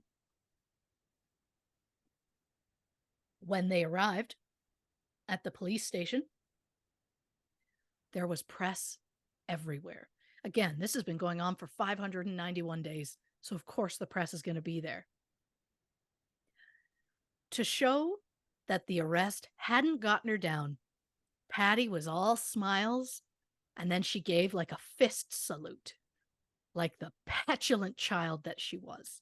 And this is when Christy starts turning on Patty Hearst. It happens. So, during her first interview with police, Patty was asked what her occupation was. She said, urban gorilla. Again, not the primate type. During that same first interview, Patty claimed she had grown resentful of Stephen Weed's patronizing attitude towards her. She said at the time of her abduction, part of her had been plotting a way of escaping from their relationship, and the other part, quote, was smiling for engagement photos and cooking dinner and playing out various aspects of a role that I hated. When asked if she'd been brainwashed, Patty said, quote, I couldn't believe anyone would come up with such bullshit. I feel the term brainwashing has meaning only when one is referring to the process which begins in the school system and the process whereby the people are conditioned to passively take their place in society as slaves to the ruling class. Again, the ruling class, huh? I can't. Anyhow, when asked about the Hibernia bank robbery, the first one that Patty was involved with, Patty said they committed the robbery for two reasons. One, they needed money, and two, they needed to prove that Tanya was alive and her claims of joining the SLA weren't bullshit. And finally, when asked about Willie Wolf, aka Cujo, Patty described him as a beautiful and gentle man. I only mention that one because it's going to come into play shortly. On September 22nd, Patty spoke with her friend Trish Tobin for the first time since her abduction. Trish told Patty about some upcoming ski trip she was taking, and Patty simply responded to Trish that her politics have changed. Patty started writing love letters to Steve Salaya, telling him she wanted to overthrow the government, which involved her spelling America with 3 Ks instead of a C, which is a choice that, yeah, you know, I mean, again, badass, right? Anyhow, Patty's former fiance, Stephen Weed, tried to see her, but Patty refused to see him. To this day, Patty and Stephen have not seen or spoken to each other since Patty's abduction in 1974. wow. I find it wild, given that they were engaged to be married when they last saw each other. They never officially broke up. They just kind of drifted apart. Technically, Patty did tell Stephen she was a different person in one of those SLA communiques, so maybe she considered that the breakup? I don't know. But first up in line of Patty's charges was the Hibernia bank robbery, aka the first one she participated in as a member of the SLA. The trial started in February 1976, exactly 2 years to the day after she'd been abducted. One member of her defense team was F. Lee Bailey. You might remember that old coot from the O.J. Simpson trial. If you don't, check out episode 71, Nicole Brown Simpson, for a refresher. I warn you, it's a long one. So Patty goes on trial for bank robbery that included video footage of Patty participating in said robbery. So what on earth is her defense going to be? According to her lawyers, Patty had been brainwashed, or, legally speaking, a victim of coercive persuasion and forced to commit the crime. 3 different psychiatrists were brought in to testify for the defense.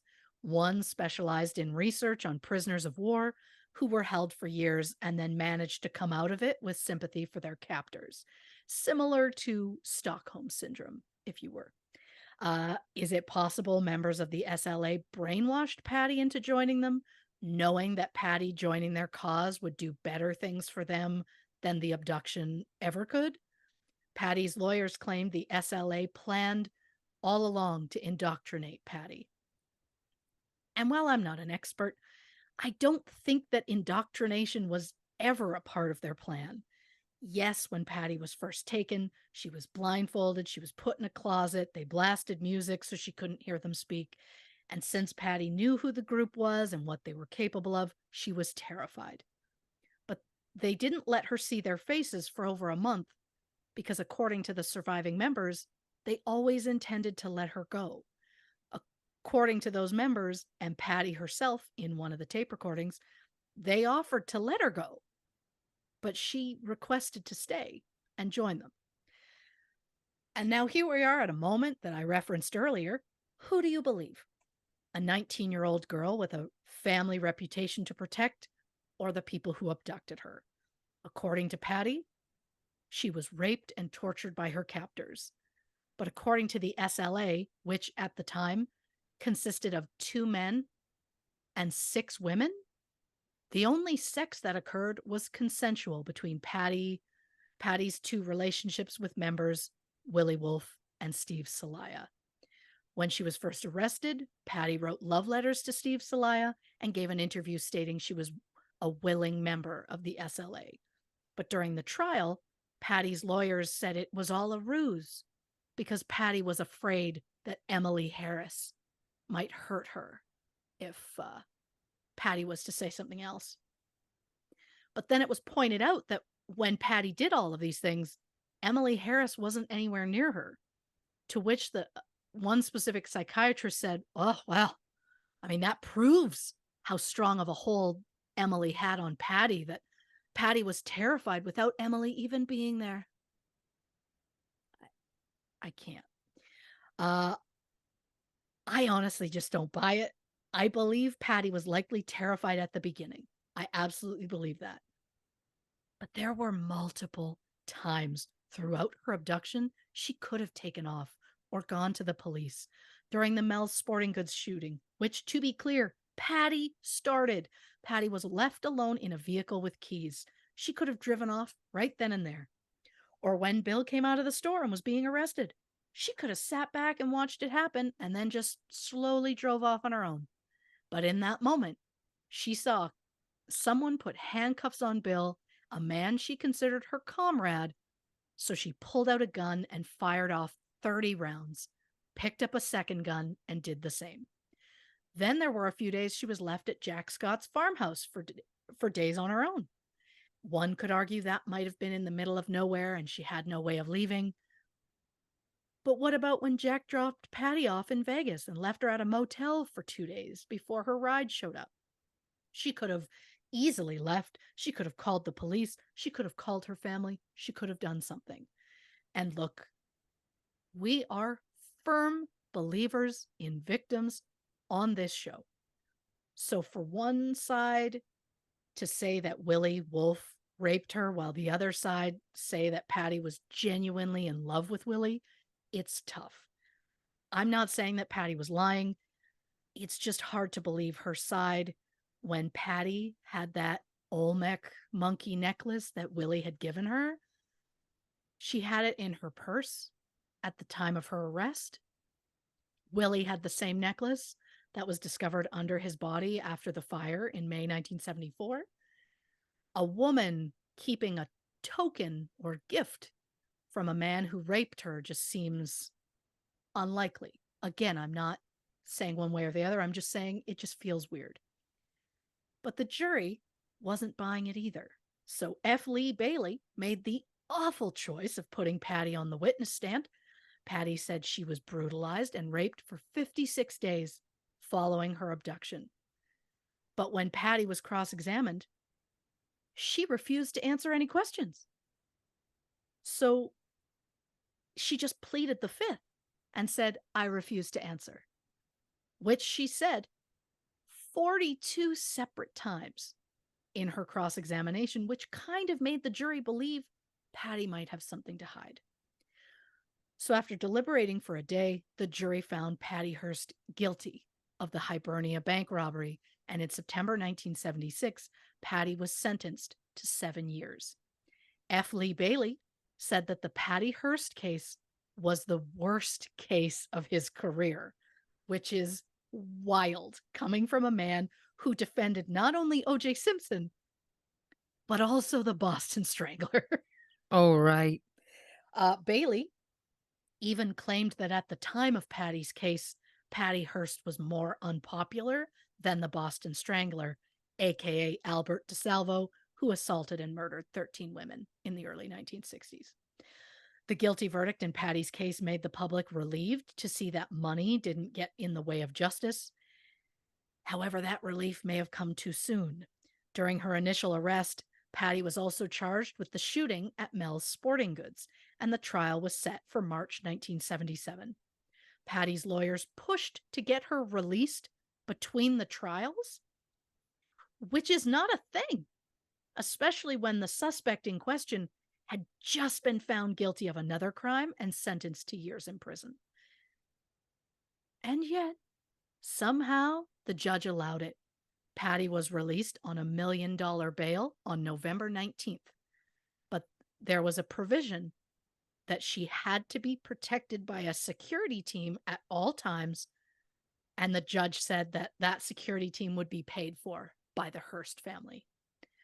So the Hearsts paid for a 20-person security team, which included an officer who had been hand-chosen by the LAPD police chief himself. The chief chose 31-year-old Bernard Shaw, who was a Vietnam veteran with a 15-year exemplary record as a police officer. Bernard was also married to a woman named Valerie. They had 2 children, 8-year-old Thomas and 3-year-old Heather. The Archdiocese of San Francisco even named Bernard the Catholic Man of the Year. So with all these glowing reviews, Bernard couldn't possibly do anything questionable, right? Well, Bernard met Patty on November 19th, 1976, and in June 1977, Bernard's wife Valerie filed for separation because her husband started having an affair with Patty. And no, this isn't romantic like something plucked out of the movie The Bodyguard, which stars Whitney Houston. For more information on Whitney, check out episode 74. At the time of the affair, Patty was 22. Bernard was 31. Not a crazy difference, but he was married with children and working for Patty's family at the time. Valerie filed for separation 7 months after Bernard met Patty, and 5 months after that, Valerie amended the petition from separation to dissolution of marriage. On May 9th, 1977, Patty pleaded no contest to robbery and assault in connection with the Mel's Sporting Goods shooting. She was sentenced to 5 years probation, which is wild because she admitted to unloading multiple weapons at a business in broad daylight in the direction of multiple people. So maybe people were too quick to believe that money didn't prevent justice from being served. Patty tried to appeal, but the Supreme Court refused to hear it, and Patty was finally sent back to prison to finish the rest of her term. But don't worry, that didn't affect her relationship with Bernard. While Patty was in prison, Bernard would drive 60 miles or 97 kilometers 4 times a week just to visit her. The couple got engaged on Valentine's Day in 1978, but before they could get married, oh gosh darn it, Bernard needed to get divorced first. Who was going to be his divorce lawyer? A man named George Martinez, a lawyer who was chosen by Patty's legal team, who were Al Johnson and F. Lee Bailey at the time. Patty then decided to dump her lawyers and made George Martinez her main lawyer. And then August 1978, she filed a motion claiming that Johnson and Bailey were ineffective counsel during her trial. And that's why it didn't go in her favor. Well, that motion was rejected. So take that, Patty. Wow. Didn't mean for that to turn out. But Patty then put all of her focus on trying to change the public perception of her by doing as many interviews and press engagements as possible. This was the beginning of Patty's campaign to get her sentence commutated. And thanks to a subject of one of our previous episodes, public opinion shifted in Patty's way. At first, people were skeptical about the idea that Patty was brainwashed enough to be a willing participant in multiple bank robberies and to freely stay with her abductors for nearly 2 years. But then in November 1978, more than 900 people died of cyanide poisoning in a mass suicide in Jonestown in Guyana. I say suicide, but we really know it was murder, and the culprit behind it was Jim Jones. For more information on that and to hear the episode that broke me mentally, check out episode 131, Jonestown Massacre. And that, dear listeners, is now the 4th past episode that I was able to promote organically within this single episode, which feels impressive, but not as impressive as the fact that the Jonestown Massacre managed to change the public opinion on Patty Hearst, which led to then President Jimmy Carter commutating, I think it is, her sentence on the bank robbery charge. So she was released from prison in February 1979 after serving 22 months of that 7-year sentence. So what was life like for the Hearst family during this whole ordeal? Well, it put a strain on Patty's parents, Randy and Catherine, which led to their separation in 1978. In 1982, they legally divorced after 44 years of marriage. Catherine moved to Beverly Hills, where she died from a stroke in 1998 at the age of 81. Just months after his divorce, Randy got remarried, but was divorced in 1987. Then just months after that, Randy remarried again. He died from a stroke in December 2000 at the age of 85. I find it fascinating that both Randy and Patty just seemed to go from one relationship to the next, as though neither could handle being single because it forced them to look inward. I'm speculating. There's also something to be said for the fact that Patty continued to fall for authority figures, first her teacher, then one of her captors, later her security guard. I'm not suggesting anything. I'm just saying when it's all laid out, it's incredibly interesting. But continuing with the Hearst family, Patty's sister Anne was arrested in March 1975 with misdemeanor possession of amphetamines. She was arrested at Niagara Falls attempting to cross into the United States. During a court hearing, Anne admitted the pills were hers. She was then questioned about the location of Patty, who was at the time a fugitive. Anne was given 4 months probation, and then the charges were dropped. Now, before I get into life for Patty, since this whole ordeal, I would have to remind us all of the Crocker bank robbery. Earlier, I said if you're an accessory in a felony that involves death, you and everyone involved is charged with murder, whether you're responsible or not. So technically, every SLA member present at that bank in April 1975 should have been charged with Myrna Opsahl's murder.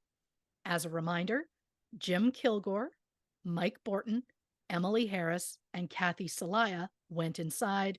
Steve Celaya, Bill Harris, Patty Hearst, and Wendy Yoshimura were all outside. Steve Celaya was arrested in September 1975, and he was acquitted of the Crocker bank robbery in April 1976. He worked as a house painter until his death in 2013. Bill and Emily Harris pleaded guilty to kidnapping and the robbery at Mel's Sporting Goods. They each served 6 years. They were released in 1983. Bill became an investigator for lawyers. Bill and Emily, who had been married this entire time, officially divorced so that Emily could continue a long-term relationship she'd been having with a woman. Oh. Kudos to Emily, living her truth. Bill got remarried, had 2 sons. Emily became a successful computer consultant for Hollywood studios and lived with her partner in California.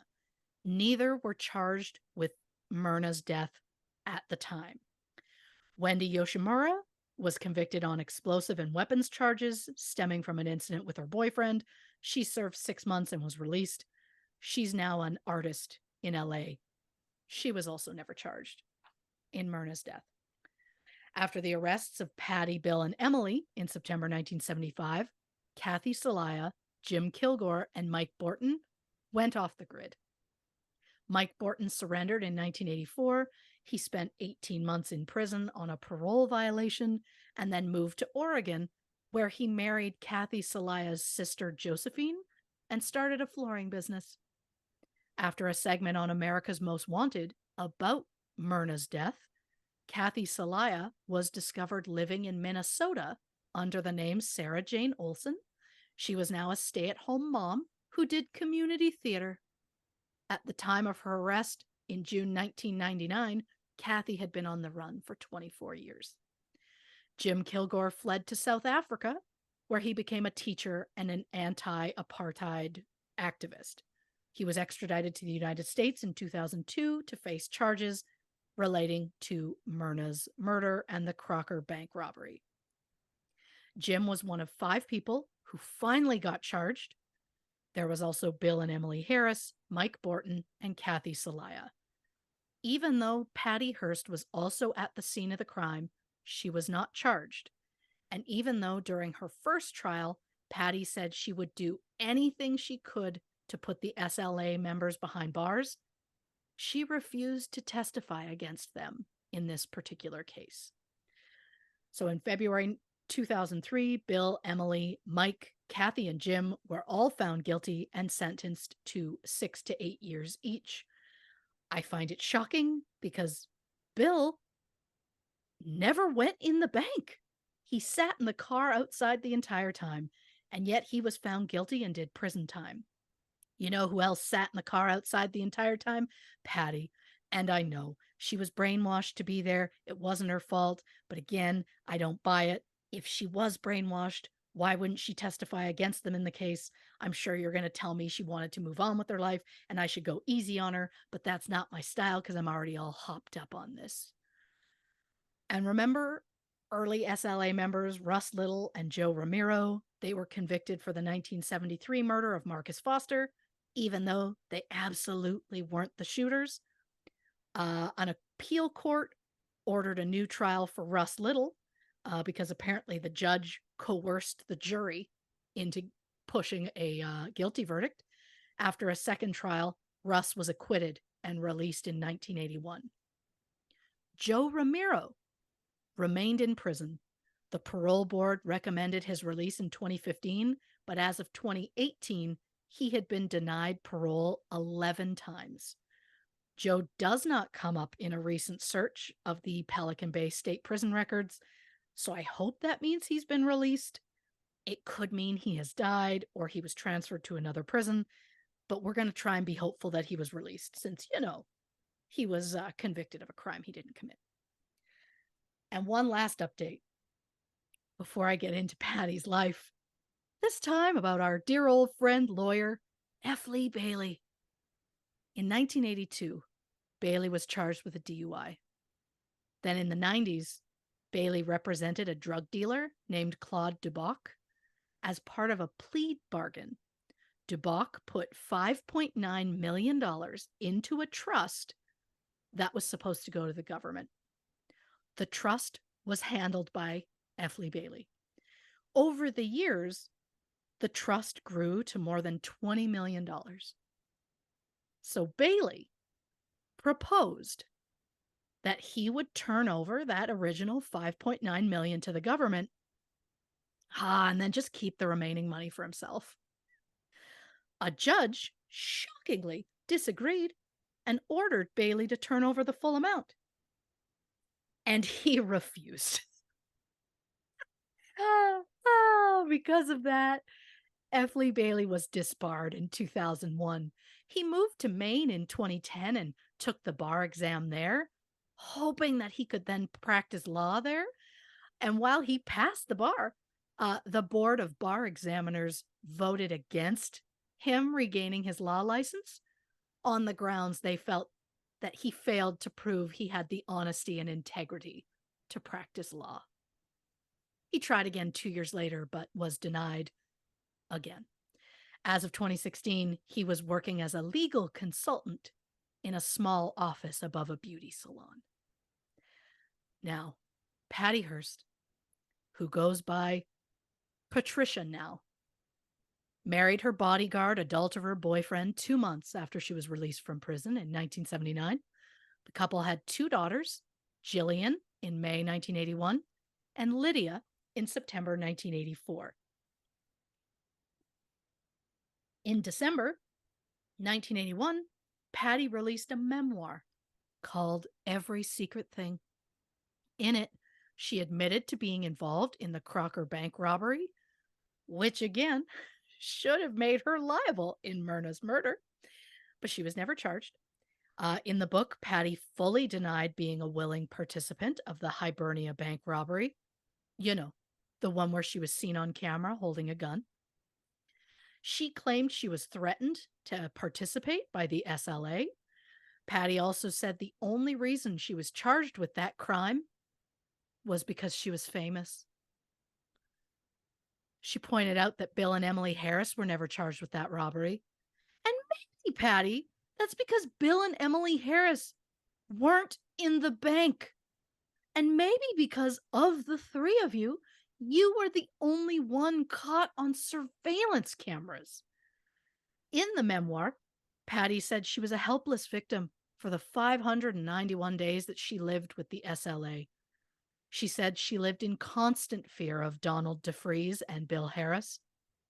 Patty described loathing Willie Wolfe and Steve Salaya, despite having dated both during her captivity. She also painted writer Jack Scott in a very negative light. Jack later sued Patty for libel, and he won a $30,000 settlement from that. Something I find interesting, when Jack agreed to help the 3 SLA members get to California or get out of California, Jack and Patty drove across the country with Jack's parents. During that time, I guess they just had a lot of time to chat because Patty became really close with Jack's mother, Lydia. So close that Patty later named her second daughter Lydia after Jack's mother, which I find interesting, but Patty's memoir was a bestseller. In the mid-'80s, Patty and her family moved to Connecticut, where her husband Bernard took the job as head of security for Hearst Corporation. Patty then tried her hand at acting with bit parts in Serial Mom, Biodome, Pecker, and Crybaby, which is probably yet another movie that I watched when I was too young to do so. And even though I don't think she knows this show even exists, shout out to Kara, my friend from elementary school, who let me go to her house every day after school for a solid week so we could watch Crybaby on VHS. And shout out to the love of 9-year-old Christy's life, Crybaby Walker. Patty was also on some random episodes of Boston Common, Frasier, and Veronica Mars. She was also one of the writers behind the 1988 movie Patty Hearst, which starred Natasha Richardson. And while I'm talking about pop culture, I'll also add that multiple artists have written songs about Patty Hearst. In 1976, Danny Elfman released a song, You Got Your Baby Back, which was also called the Patty Hearst song. In 1978, Warren Zevon wrote a song, Roland the Headless Thompson Gunner, which uses the line, quote, Patty Hearst heard the burst of Roland Thompson's gun and bought it. In 1985, the punk band The Misfits wrote a song about Patty called She, and in 1988, the indie rock band Camper Van Beethoven released an album called Our Beloved Revolutionary Sweetheart, which featured a song called Tanya. And while Patty's sentence was commutated that wasn't enough for her. She wanted her record completely wiped clean. So in January 2001, Patty received a full pardon from then President Bill Clinton for her terrorist activities with the SLA. At the same time, Clinton pardoned 140 people, including his brother Roger, which just feels like a massive conflict, and I don't understand how that was possibly allowed to happen. Patty and Bernard remained married until his death in 2013. He was 68 years old. In 2016, their daughter Lydia married Chris Hardwick, who you may recall was briefly accused of emotional and sexual abuse by a former partner in 2018. Yeah. And in a move that I absolutely did not see coming, Patty Hearst found herself a hobby, and it involved dogs. Her first move, to train beagles to sniff out termites. I can't even begin to think of how she did that. But then in 2008, Patty's French bulldog Diva won Best of Opposite Sex at the Westminster Kennel Club Dog Show. Opposite of Sex is basically the award given to the best animal in the ring, who is the opposite sex from the best in breed winner. At the 2017 Westminster show, Patty's French bulldog Tuggy won Best in Breed. Her other bulldog Ruby won Best of Opposite Sex. And in 2015, Patty's Shih Tzu Rocket won first place in the toy category.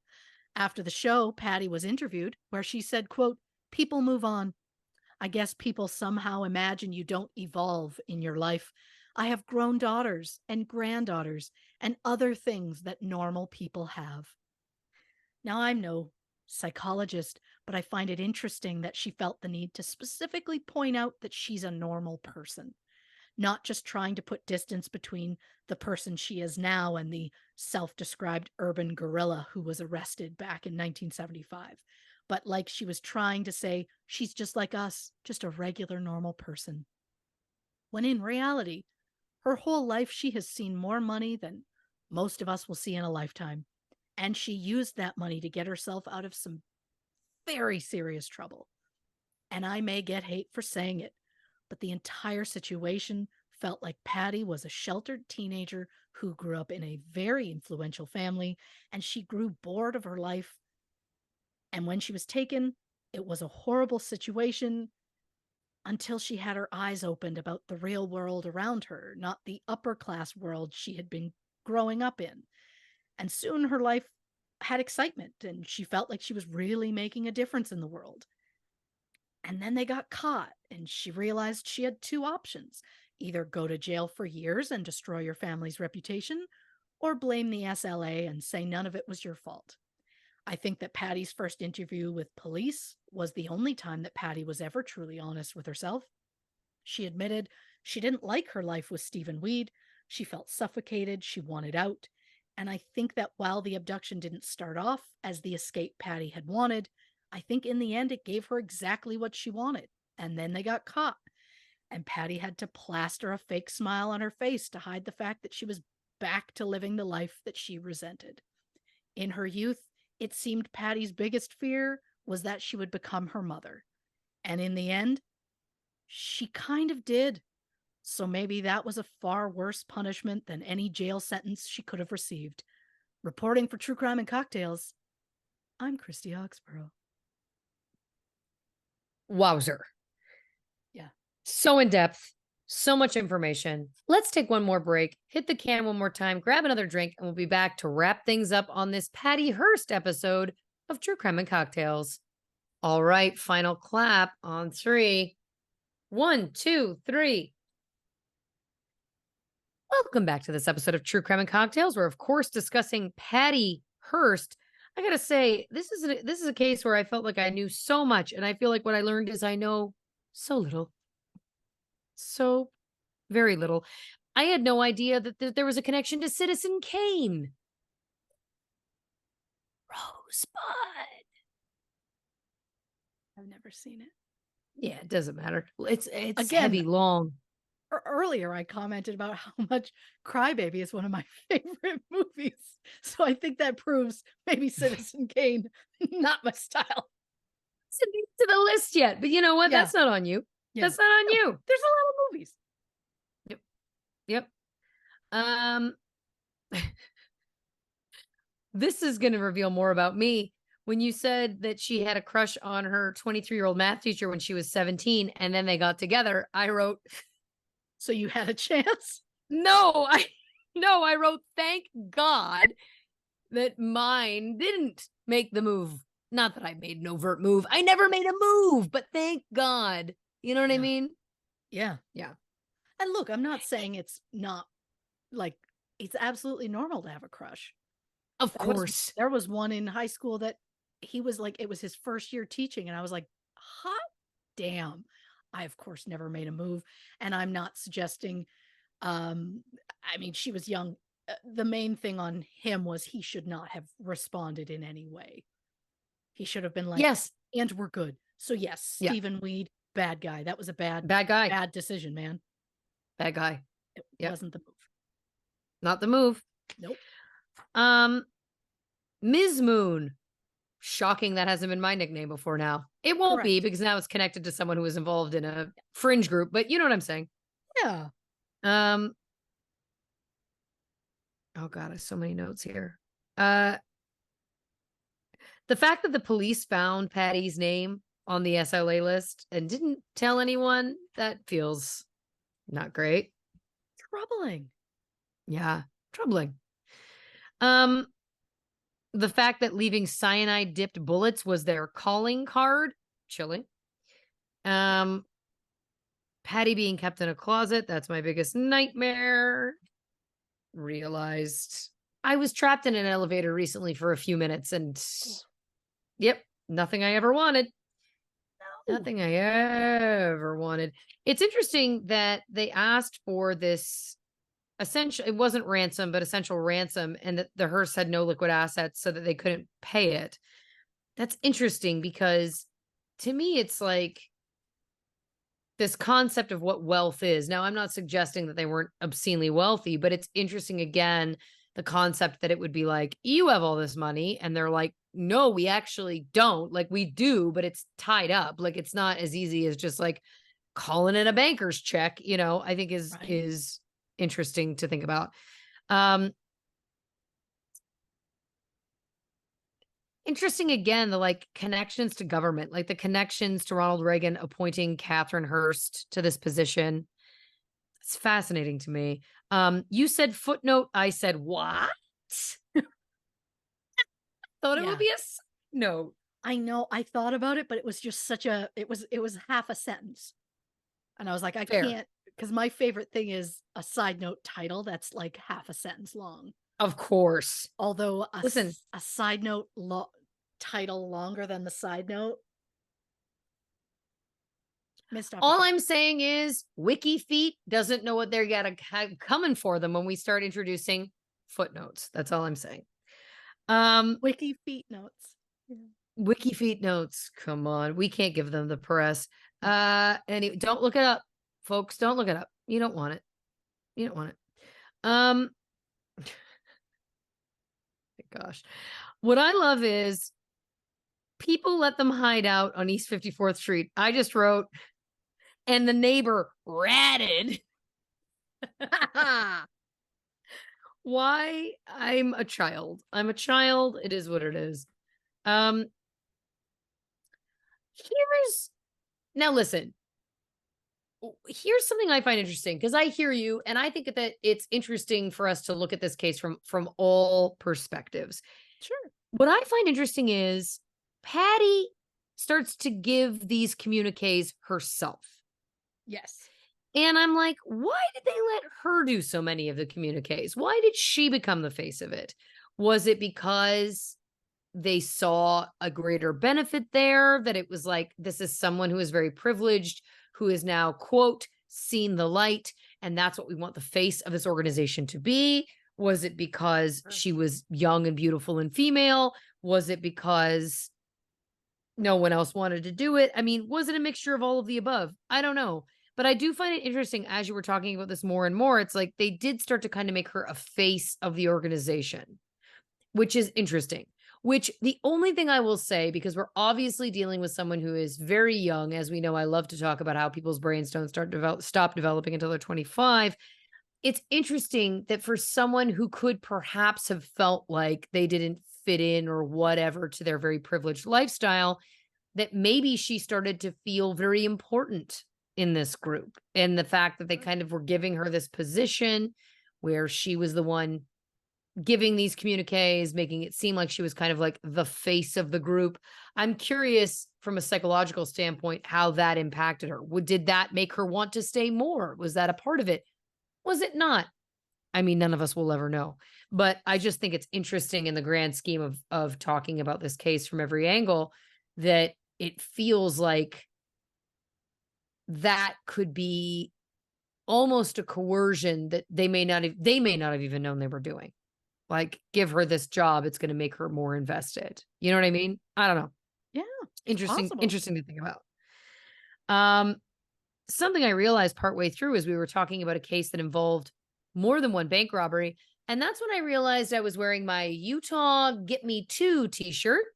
For those who don't know, of course, that's a line spoken by Gary Busey in hit major motion picture Point Break, starring true Canadian gem Keanu Reeves, directed by talented gift Catherine Bigelow. And that I've seen. Still not Citizen Kane. Doesn't matter. In many ways, I think Point Break was my personal Citizen Kane. Don't quote me on that. Don't quote it. Don't put it out there. I don't want it. I don't want it. It's interesting, again, this entire concept of Stockholm Syndrome, because of course, Patty Hearst is known historically in pop culture, et cetera, as being kind of, again, the face of Stockholm Syndrome. And I think there's a couple of things that are very interesting to think about when we talk about that. I think, of course, there is a world in which, of course, she went through this trauma. Stockholm Syndrome is real. She very much could have been operating from that place. Sure. I think it's also very interesting that she was a very attractive, young, beautiful white woman who, is it feasible, to the point that you've made, that this was kind of put upon her as she couldn't possibly have wanted this other life, when in reality, maybe she did. And I would say almost, I'm trying to pick my words carefully, that perhaps, is it possible that she did learn about this other way of life for the first time? She did become interested in being a part of the other side of the argument, the debate, whatever you want to call it, you know, and then again, this Stockholm Syndrome could have been thrust upon her. Again, I don't know. I'm not licensed. I'm not a psychologist. We present the information as we find it. I think what we're doing here is having conversations, which are important to have. And it's interesting to me, again, from every angle. Is it Stockholm Syndrome? Possibly. Is it that was thrust upon her because she legitimately felt called to this other lifestyle? Possibly. Is there a third, fourth, fifth other possibility? Yeah. And I think that's why we're still talking about her so many years later, ultimately. You know, it's interesting, the idea of her keeping a token or gift from her alleged rapist. Yes, I hear this argument. I hear the other side too, where, again, perhaps that was a part of this whole thing for her. You know, we've heard in obviously different cases as well that victims will do things that do not necessarily make sense on paper, but are quite common in terms of the stories of victims. So you never know. You never know with that.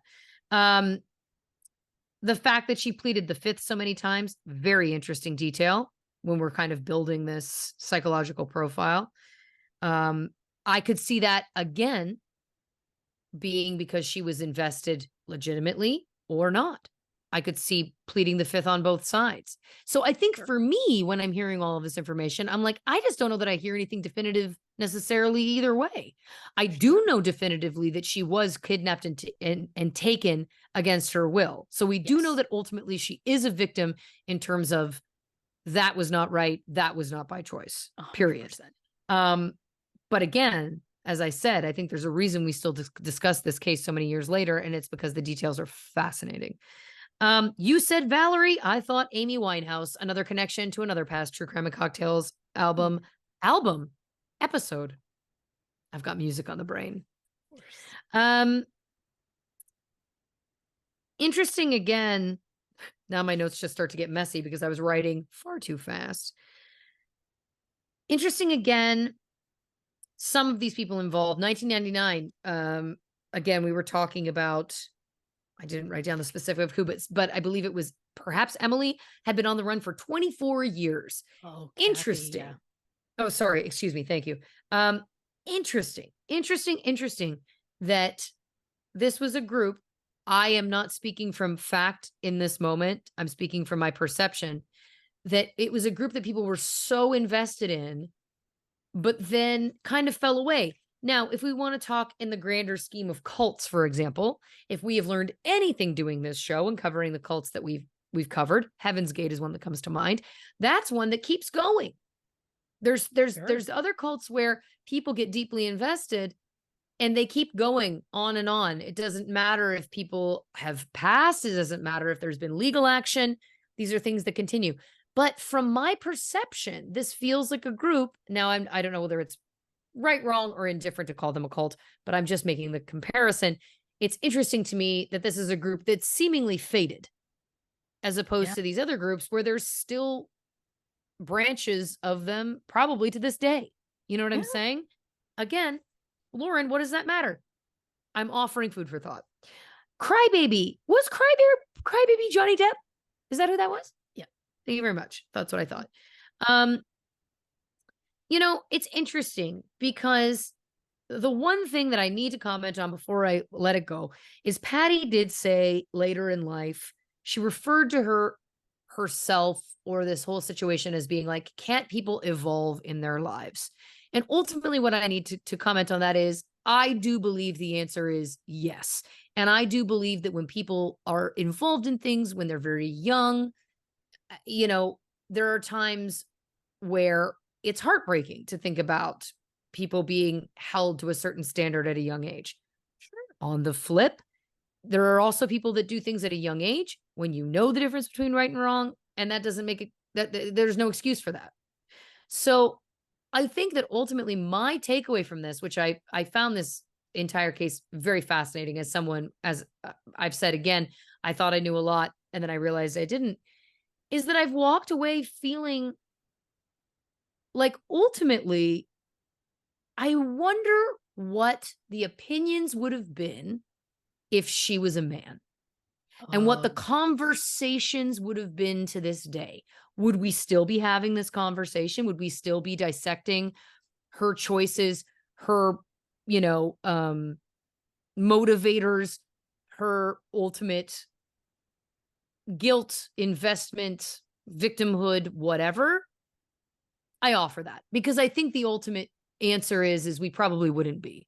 I think if she was a man, we would have probably made our own decisions societally years ago. Or I just don't think it would be so fascinating to people. And that doesn't alleviate anybody of anything other than I think it's, of course, important always to call out what I view as patriarchy, misogyny, all of the above. And how it's interesting that this could be a place where that comes into play in the conversation that I don't know because I haven't been a part of all the conversations. Maybe it has, but I just think it's an important thing to note.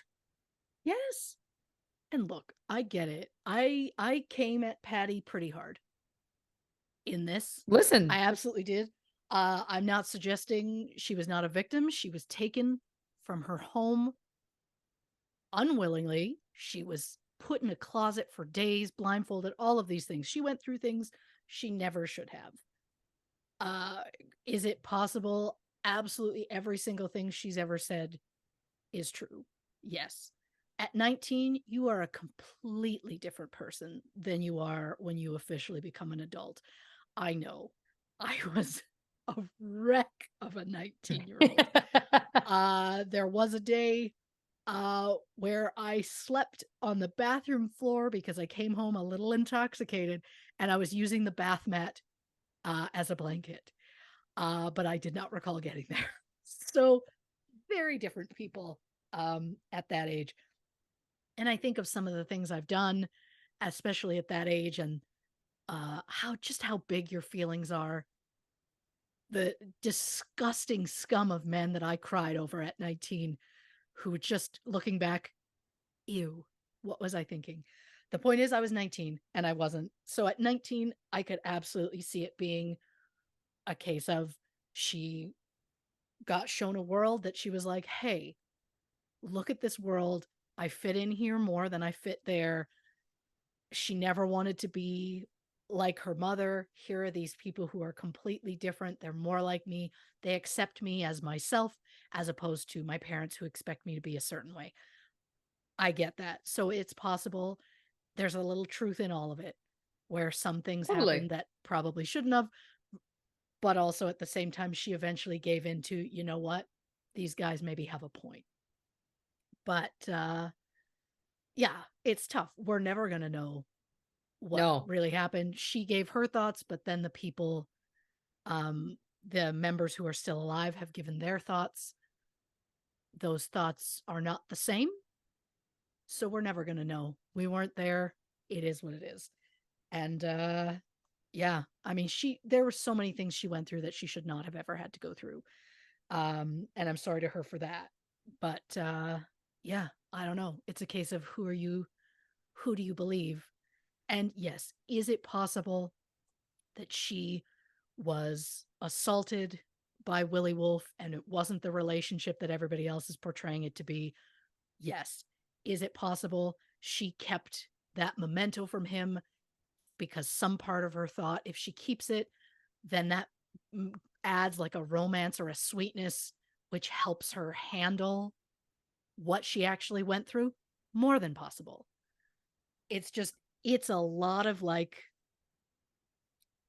it's two people. Who do you believe? And I don't know. It was a horrific situation all around. And I think the majority of the SLA went into it thinking, I can't wait to save the world, make it a better place. And the idea that they chose violence immediately was the moment they should have just gone, this is out of our hands, and step back. Yeah. Well, 100%. And I think too, that can also speak to like, I mean, so many layers of youth and I think we've all been various ages, but certainly as young people, you get out into the world and you see the world and you want to make change, you want things to be better, and then you find out how difficult change truly is to make. And that doesn't mean that you shouldn't try, of course, but I think we can all see how someone could leap to violence. It's just that I think that most of us don't, right? Sure. Or it's kind of finding those ways through protest, through different social groups and volunteering and all of the above. What can we do in those aspects to make change? Do I fault young people wanting to make the world a better place? No. Do I fault the methods? Sure. So yes, of course. We can't be buying guns and kidnapping people and killing people. Like that's not what we're doing here. But again, I think what's interesting about all of this is that ultimately it's so compelling, whether we like it or not. It's such a compelling story. She is such a compelling figure, and the details of which, again, a group that's potentially started as something positive that turned into what it turned into. Again, it's deeply compelling. There's a reason why. I know I've repeated it many times, but there's a reason why. However many, don't make me do the math. 50 plus years later, it doesn't matter. We're still talking about it. And I think that's important. And I think it's important to keep those stories alive because again, it reminds people that it's like, this isn't necessarily the way to handle things. Maybe not going to make the difference that you hope it will. And people are going to get hurt in the process. So learn from past mistakes. Yes. Those who don't learn from history are damned to repeat it. There you go. There you go. Christy Oxborrow, fantastic work as always. Thorough, so many details. Again, I thought I knew this story. I didn't. I really didn't. And I commend you for your commitment to bringing all of the information to me, to the listeners. We appreciate you and don't deserve you. I want you to know how adamant I was that I mentioned her dogs. I knew that in my heart. I know. And I thank you for that. Yep. And we thank you, dear listeners, for joining us on this journey. If you haven't already, give us a follow on the socials on Instagram, YouTube, and Facebook at True Crime and Cocktails, on Twitter at Not Detectives. And of course, if you like some bonus content, some more of these two chuckleheads, go to patreon.com/True Crime and Cocktails, where you can learn more about our subscription-based service over there. And the only place for official True Crime and Cocktails merch is, of course, truecrewmerch.com. So check that out as well if you are interested. Christy, do you want to tell the people about next week's episode? On the next True Crime and Cocktails, Chrisley knows best. I've heard a lot about it. I know nothing about it. So I am jazzed to learn about what is this scandal and how deep are we going? The answer is as deep as we need to. I don't have to talk about deepness. It doesn't matter. Christy, do you want to say goodnight to the people? Good night to everyone but Mr. Big. Aiden Shaw,